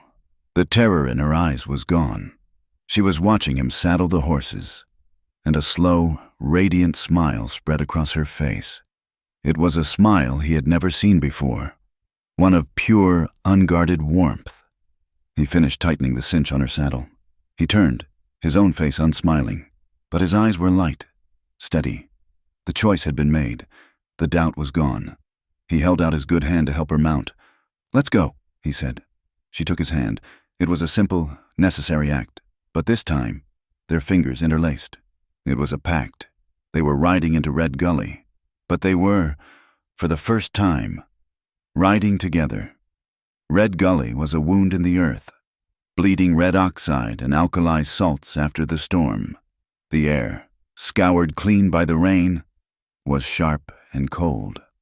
The only sound was the hollow, metallic clack of their horses' hooves on the slick, wet stones. The high, sheer walls of the canyon were a claustrophobic, pressing weight, rising on both sides, blocking the pale morning sun. They were in the belly of the beast. Silas rode in front, his good hand on his rifle, his bad arm in its sling. A throbbing, dull ache. Naomi was right behind him, the ammunition box with their proof tied securely to her saddle. She held the Winchester Silas had given her, her knuckles white. "The air," she whispered, her voice swallowed by the rock. "It's too quiet." Silas knew. He had felt it for the last 5 minutes. The total absence of birds, of the skitter of lizards. They were not alone. They rounded a sharp, dog-leg turn. Silas reined Buck in, his horse snorting, backing up. The gully was blocked. A massive pine tree, its roots raw and torn, lay across the narrow pass. It was not a natural fall. The base of the trunk was scored with fresh axe marks. It was a barricade. "Go!" Silas said, his voice a low, urgent command. "Back, now." They spun their horses, mud and water flying. They galloped back the way they came, their hearts hammering, but the trap was complete. The entrance they had come through was now blocked by a line of heavy black powder kegs. A single, long fuse snaked from them up the canyon wall, and standing on the trail, flanked by a half-dozen of his men, was Calder Rusk. He was immaculate. He sat astride a jet-black gelding, his long, dark coat untouched by mud. He was wearing a flat-brimmed hat, and he was smiling, a slow, predatory smile that showed his teeth. "My dear," he called out, his voice echoing. "Conversational. You have led my men on a terrible chase. You are wet. You are tired. It is time to come home." Naomi pulled her horse up, her face a mask of cold fury. "I have no home with you, Calder." "You have no home without me," he corrected, his smile tightening. "Silas Quaid, is it the dirt farmer? You've lost your ranch for this. A poor trade. Give her to me, and I might let you live to build another one." "That's not your decision to make," Silas said, his rifle held steady. Rusk laughed. "It is." He nodded to the kegs. "You have 2 choices.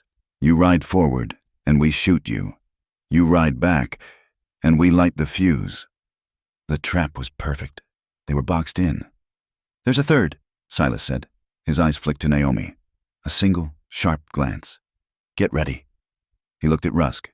"You think you're the only one who knows this gully?" With his good hand.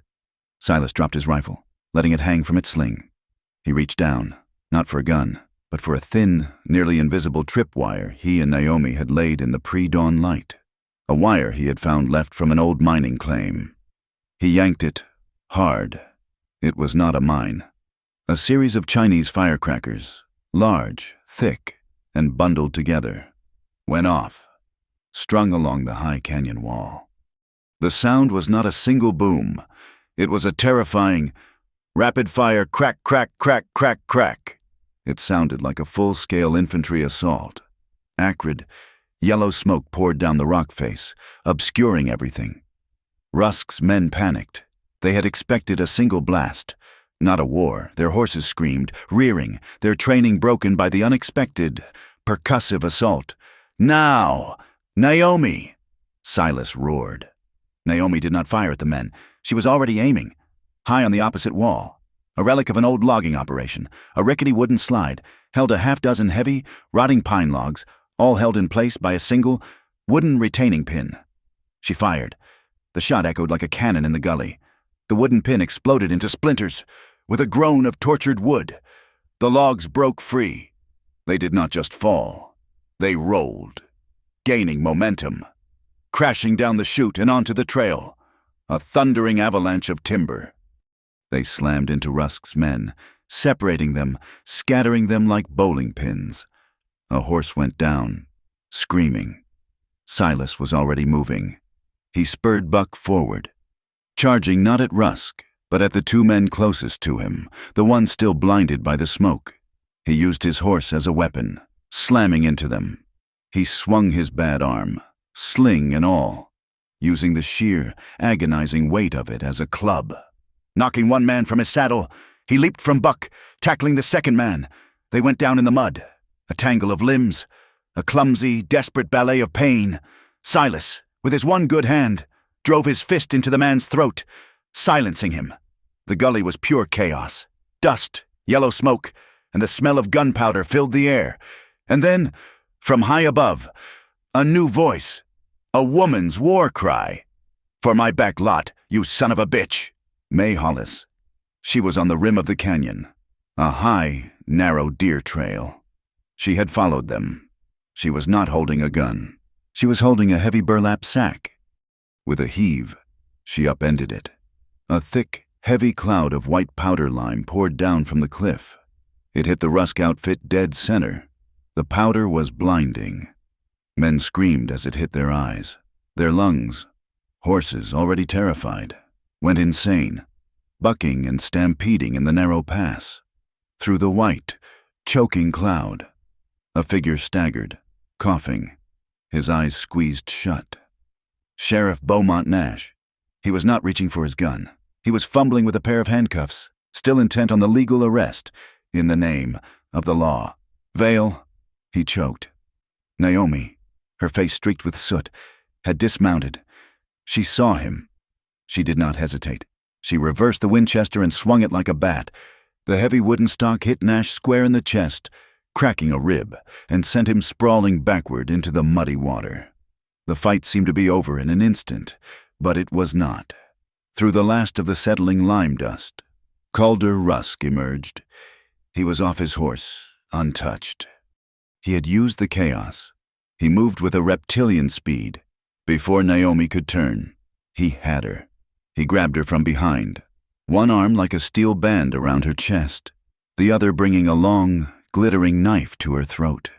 The silver blade pressed against her skin. "Enough!" Rusk roared, his voice raw with fury. The gully went silent. Silas, his breathing ragged, his good hand bloody, froze. He was 20 feet away. "It's over, farmer," Rusk snarled, his face pressed against Naomi's hair. "I told you, she's mine. Drop the rifle, or I will open her throat, right here." Silas looked at the knife. He looked at Naomi's eyes. They were wide, terrified, but they were watching him. She was not beaten. Slowly, his face a mask of stone. Silas lowered his Winchester. He placed it on the muddy ground. He pushed it away with his boot. He raised his one good hand, showing it was empty. "Good," Rusk sneered, beginning to drag Naomi backward. "Now, you're going to—" He never finished. Naomi had not been idle. While Rusk's eyes were locked on Silas, her hand had moved, slowly, up to her hair, which was still tucked under the wool cap Silas had given her. She felt for it, the long, sharp, steel hairpin her mother had given her. It was her only vanity. It was her only weapon. She did not wait. She did not plan. She reacted with a savage, desperate grunt. She drove her hand down, plunging the 4-inch steel pin deep into Calder Rusk's wrist, the one holding the knife. Rusk screamed. It was not a roar of anger. It was a high, thin, agonizing shriek. He had not expected pain. His nerves, his tendons, were pierced. His hand spasmed, the knife clattering harmlessly to the rocks. Naomi tore herself free, shoving him away. In that same instant, Silas charged. He was not a man. He was a bull. He crossed the 20 feet in 3 strides and slammed his full weight into Rusk, his good shoulder catching him in the chest. They went down.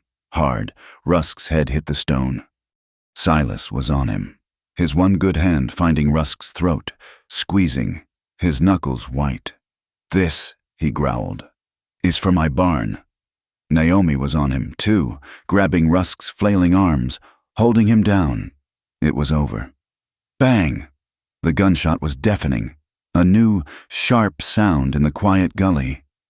Silas felt it, a white-hot, searing fire in his other shoulder.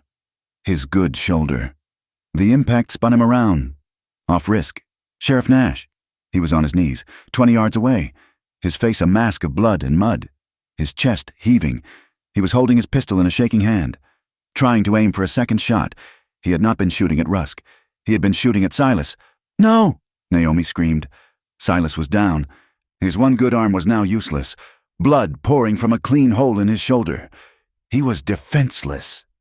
Naomi, seeing Silas fall, seeing the red stain spread, acted on pure, blind reflex. She raised the Winchester she was still holding. She did not aim. She did not think. She pulled the trigger. The bullet snapped through the air. It did not hit Nash. It hit his hat, snatching it from his head and sending it spinning into the air. For a second, Nash stared, his eyes wide. He touched his bare head, as if to make sure it was still there. He looked at Naomi, who was already levering another round into the chamber, her eyes no longer human, but the eyes of a wolf. That was enough. The lawman's nerve broke. Nash, the man who had been bought with a bag of gold, scrambled to his feet. He ran, he slipped, fell, and crawled, finally disappearing around the bend in the gully. Silence.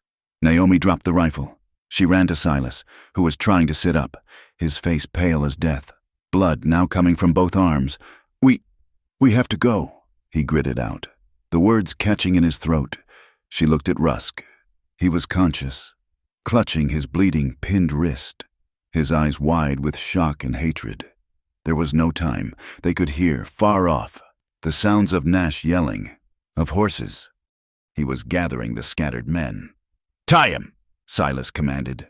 Naomi grabbed the leather reins from Rusk's own horse. She tied his hands. She tied his feet. She left him there, a prisoner in his own trap. She ran to their horses. She grabbed the ammunition box. She half-lifted, half-dragged Silas to his saddle, somehow shoving him up. He slumped forward, barely conscious. She mounted. She grabbed the reins of his horse. She spurred her own, hard. They galloped out of the gully, leaving the broken trap behind. They burst onto the high plain, the road to Fort Adele, a long, muddy ribbon in front of them. They rode for their lives, but behind them, distant but clear on the cold morning air, came the sound of new hoofbeats. The chase was not over. It had just begun. The ride to Fort Adele was a blur of agonizing, lurching motion. Silas was a dead weight in the saddle, barely conscious. He had tied his ruined right arm to his own saddle horn just to keep it from swinging. His left, the one Naomi had stitched, was numb. Naomi rode beside him, leading his horse, her face a mask of iron-willed terror. Behind them, the sounds of pursuit were faint, but they were constant. Fort Adele was not a military fort. It was a sprawling, chaotic trading post, swelled to bursting for the quarterly market fair. The air was thick with cook smoke, the smell of livestock, and the shouts of trappers, merchants, and soldiers. Naomi did not slow down. She rode straight through the astonished crowds, kicking over a trestle table of furs, ignoring the curses. She was aiming for the largest building, the Federal Land Office, where a tattered flag hung limp. She hauled on the reins, the horses skidding to a stop in the mud. "Help me!" she screamed at the crowd. "He's shot both arms!" She half-dragged, half-lowered Silas from the saddle. He slumped against a porch pillar, leaving a dark, wet stain. He was pale, his breathing shallow, but his eyes were open, fixed on the doorway. The door flew open. It was not a judge. It was Sheriff Beaumont Nash. He was hatless, his face caked in the white lime and red mud of the gully. Behind him, bruised, his wrist wrapped in a bloody kerchief, was Calder Rusk. They had taken a faster road. "They're here," Nash roared, pointing a trembling finger. "Judge, these are the fugitives. They ambushed my posse, murdered my deputy." "Ames," Naomi whispered, horrified. "Arrest them," Rusk commanded, his voice raw. Men in the crowd, deputies loyal to Nash, moved forward, their hands on their guns. "No," a new voice, sharp and clear, cut through the chaos. "This is not your jurisdiction. Sheriff—" A tall, broad-shouldered man in a black coat stepped onto the porch. Judge Peters. His face was stern, his eyes carrying the weight of the federal law. "This woman and this man," Nash spat.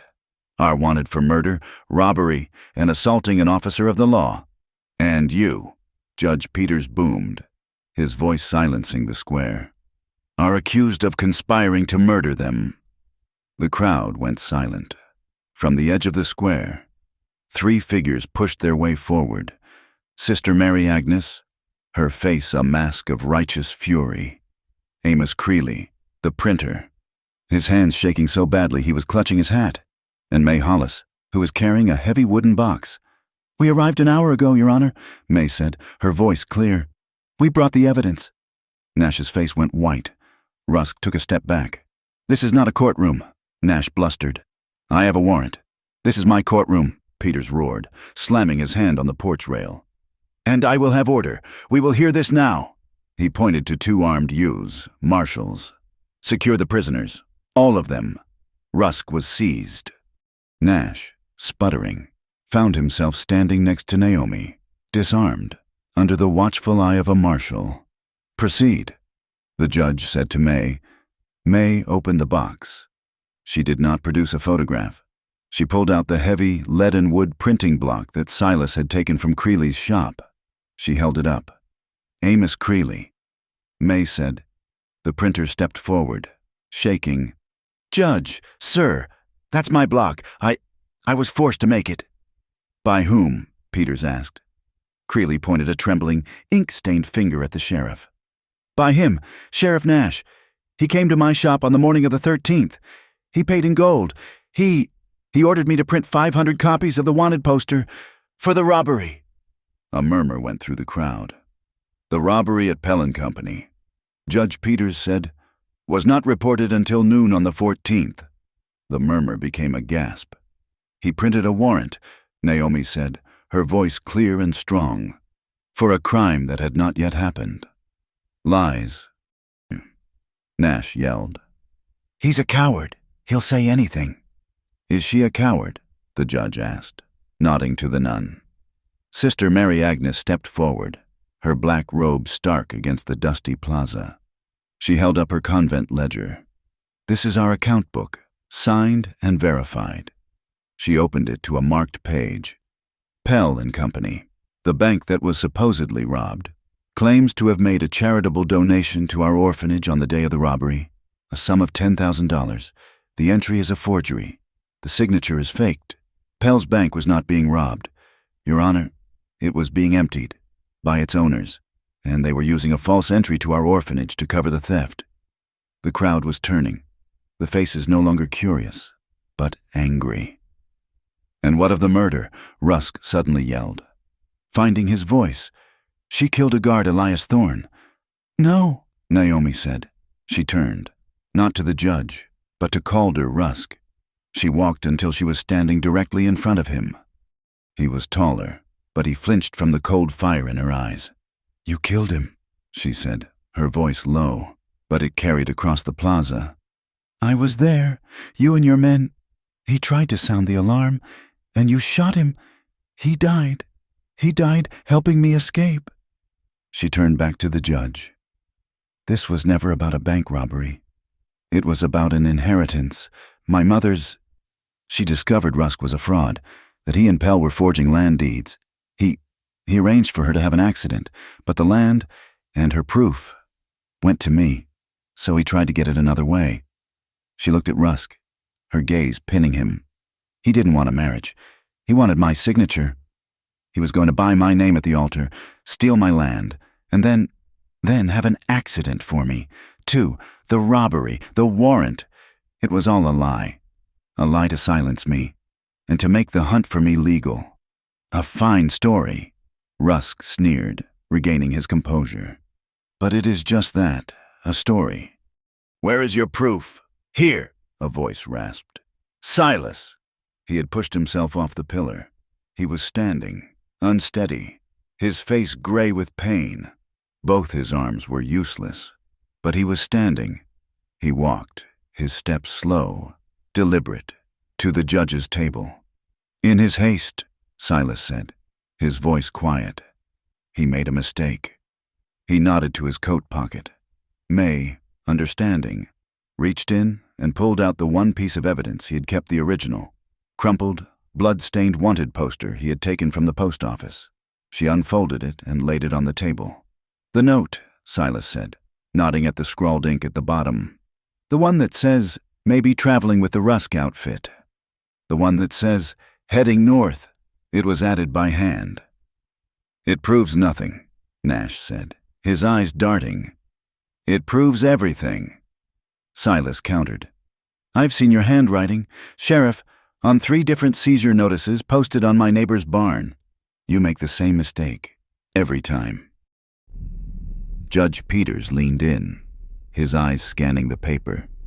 "You spell territory with 1 R. The silence was absolute. Every eye went from Silas to the poster, to Sheriff Nash, whose face had crumpled. This is circumstantial," Nash roared. "Then let us find something more direct," Judge Peters said, his voice like cold iron. He turned to one of his marshals. "The telegraph office is 2 doors down.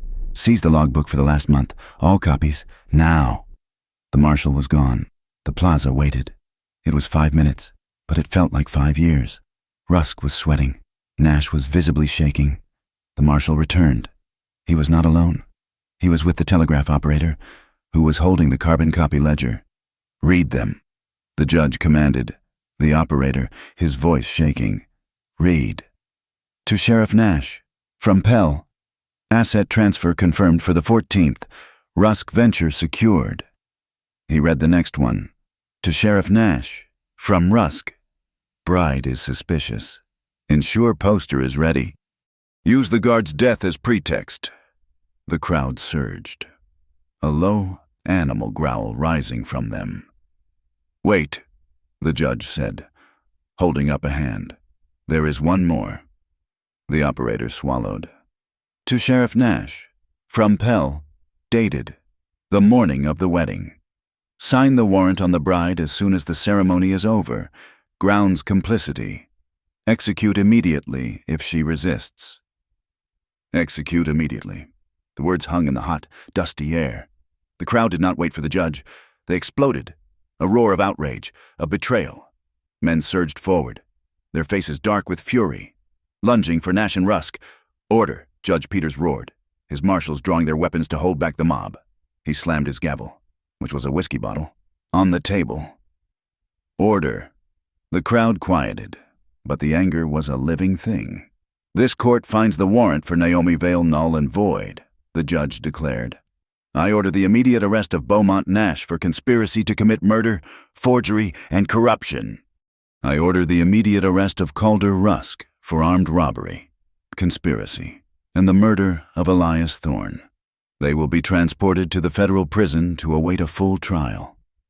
The marshals grabbed Nash and Rusk, who were no longer resisting, their faces slack with shock.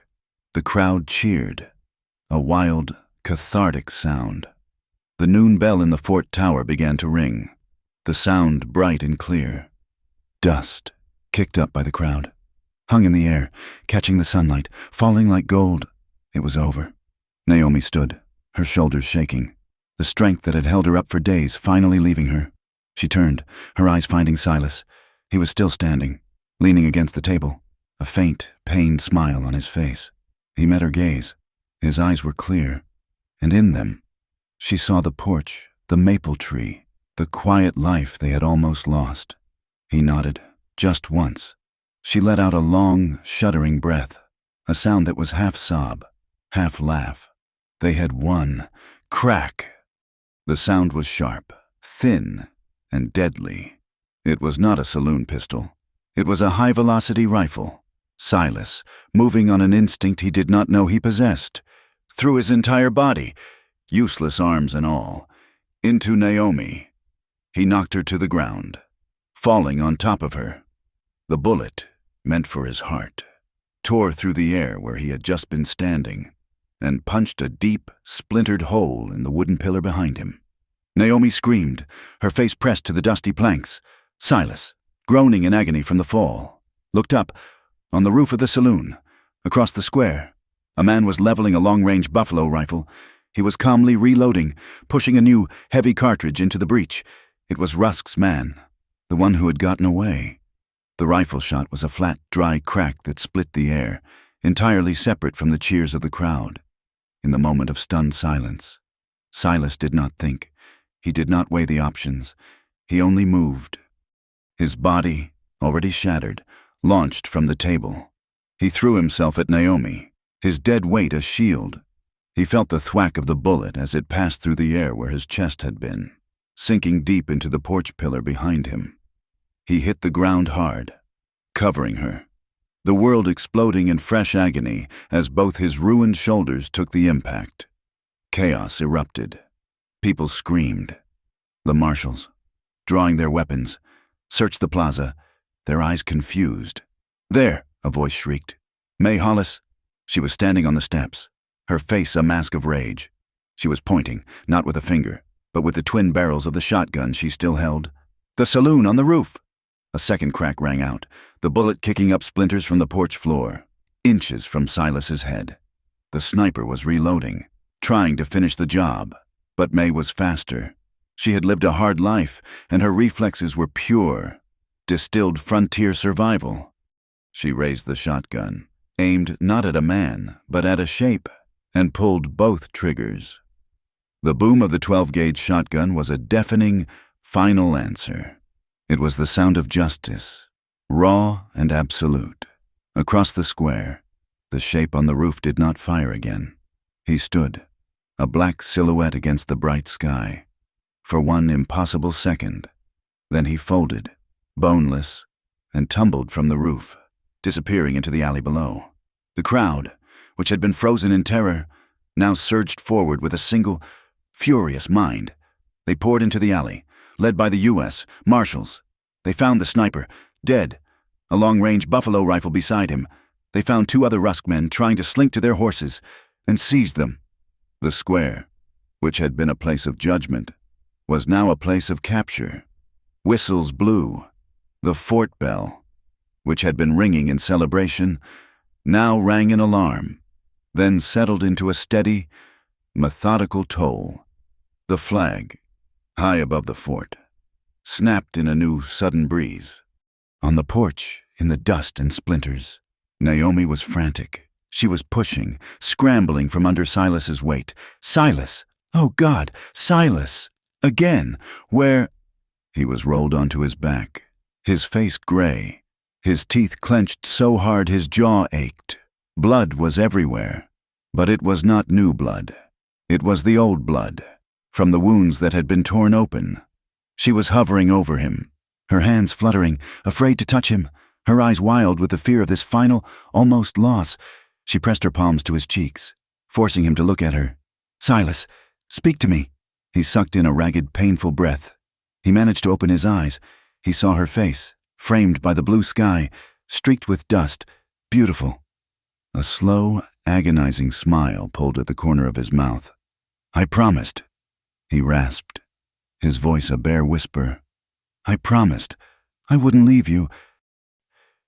She choked, a sound that was a sob and a laugh, and collapsed, her forehead resting on his chest, her whole body shaking with the release of a tension that had held her for weeks. They did not return to Larkspur Bend immediately.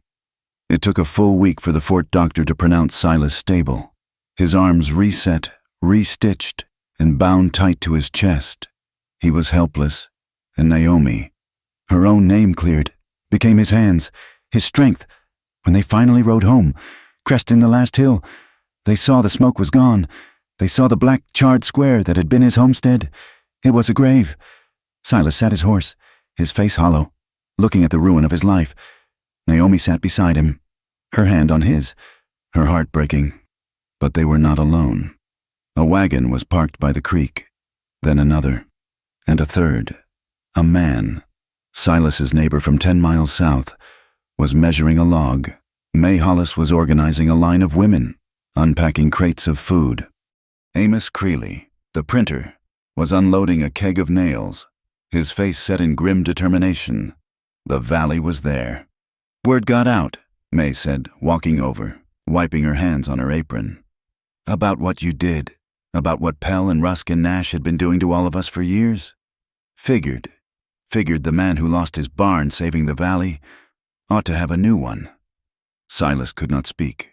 He just sat, his shoulders bound, and watched as his neighbors, the scattered, isolated people of the territory, began to raise a new house from the ashes. They did not just rebuild his small, dark cabin.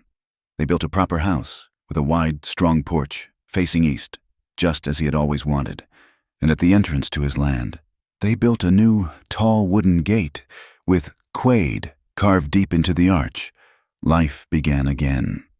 The new house smelled of fresh-cut pine and possibility. Naomi, finding her footing, started her school. The children from the valley, and 3 of the orphans from St. Brigid's, who May Hollis agreed to board, came every morning. They sat on the new, wide porch. Naomi hung a chalkboard on the wall. She taught them their letters, their sums, and her first lesson, the one she wrote in clear, strong letters, was a lesson in ethics. Freedom, she wrote, and the chalk clicked in the quiet morning air, is the right to say no. The summer was hot, and the scars on Silas's arms faded from red to white. He regained the use of his hands. The new house became a home. One night, the air was thick and sweet with the smell of alfalfa and the sound of 1,000 crickets. A dozen paper lanterns, a gift from May, hung from the rafters of the porch, casting a soft, golden glow. Silas sat on the new porch swing, the one Naomi had insisted on. He was holding his harmonica, the one he had played in the dusty cabin. He began to play, a slow, simple tune that spoke of hard miles and quiet rivers. The door opened. Naomi came out. She was not wearing his borrowed clothes. She was in a simple, blue cotton dress. Her hair was down. She stood in the lantern light, listening. He stopped playing. He looked at her. He stood up from the swing. He did not speak. He just held out his hand. She walked to him and placed her hand in his, there, on the porch they had built, with only the crickets as witnesses. They began to dance. It was just a slow, shuffling circle, their feet brushing the new pine boards. It was a dance of pure, quiet gratitude. The dance slowed, and he stopped, pulling her gently, bringing her close. His scarred hands, strong and sure, moved to her waist. Her hands came up to rest on his shoulders. He looked down at her, his eyes searching her face in the warm light. He had pulled her from a river, a ghost in white silk. Now, she was here, real. He leaned down, and his lips met hers. It was not the cold, desperate kiss of the storm. This was a kiss of arrival. It was warm and deep and slow. It held no questions, only answers. It tasted of peace. She sighed into the kiss, her body melting against his, her arms moving from his shoulders to circle his neck. She pulled him closer. He held her, his hands spreading wide on the small of her back, grounding her, promising her he was real. She broke the kiss, but only to move, to rest her forehead against his chest, right over his heart. She stood there, just breathing, her eyes closed. "I'm home, Silas," she whispered, her voice thick. He buried his face in her hair, breathing in the clean scent of her. "You are my home," he whispered back. They stood like that for a long time, locked together, swaying gently in the lantern light, under a vast, silent, star-filled sky. The next morning, the sun streamed into the new kitchen. Silas was at the table. In front of him was the crumpled, dirt-stained wanted poster. He did not look at her face on the front. He turned it over. He took a piece of charcoal from the stove. And on the blank, clean back of the poster, he wrote, his handwriting careful, "The day we chose to trust." He had built a simple, sturdy frame from a piece of leftover maple. He put the poster in it, the charcoal words facing out, her face and the lies hidden against the wood. He hung it by the door. A week later, a rider came from Fort Adele. He carried a letter from Judge Peters. The investigation into Pell and Company was complete. The bank's charter was revoked. Their assets were seized. Calder Rusk and Beaumont Nash had been sentenced to 30 years in the federal prison. Enclosed in the letter was a single, folded document. The deed, the original, clear title to her mother's ranch. All liens, all claims, removed. It was hers. She looked at the deed in her hand. Then she looked out the window at Silas, mending a fence line on the land bordering the Eden Fork. She sat at the kitchen table. She took the deed to his land, and the deed to hers, and with a new pen and fresh ink, she drafted a new document, a partnership, a legal joining of the two properties. Creating the Eden Fork Ranch, she made him co-owner of her land. He made her co-owner of his. It was not a marriage, which began with a vow. It was a choice, which began with a signature. The summer faded. They stood on the small, sturdy wooden bridge they had built over the Eden Fork, near the spot where he had pulled her from the water. The river was no longer a muddy, churning beast. It was a calm, clear ribbon, reflecting the golden light of the setting sun. Naomi, in a simple work dress, leaned on the rail. Silas stood beside her, his harmonica in his hand. He was not playing. They were just watching the water flow by. They had won. But in the market at Red Butte Crossing, a stranger stepped off the afternoon stage. He was dressed in an expensive suit, his boots clean. He walked into the general store to buy a cigar. His eyes caught the wall. There, tacked up as a souvenir, was one of the original wanted posters for Naomi Vale. The stranger squinted, his eyes narrowing. He recognized the name. He reached into the inner pocket of his coat and pulled out a folded telegraph.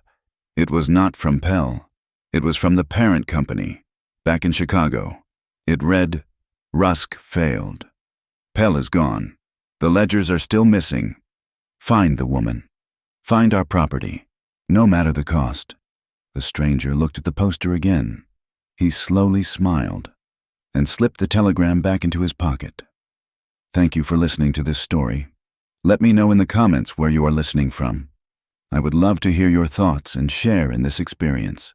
Please subscribe to Wild West Stories 1850 like this video, and give it an extra boost by hitting the hype button to help this story reach even more listeners.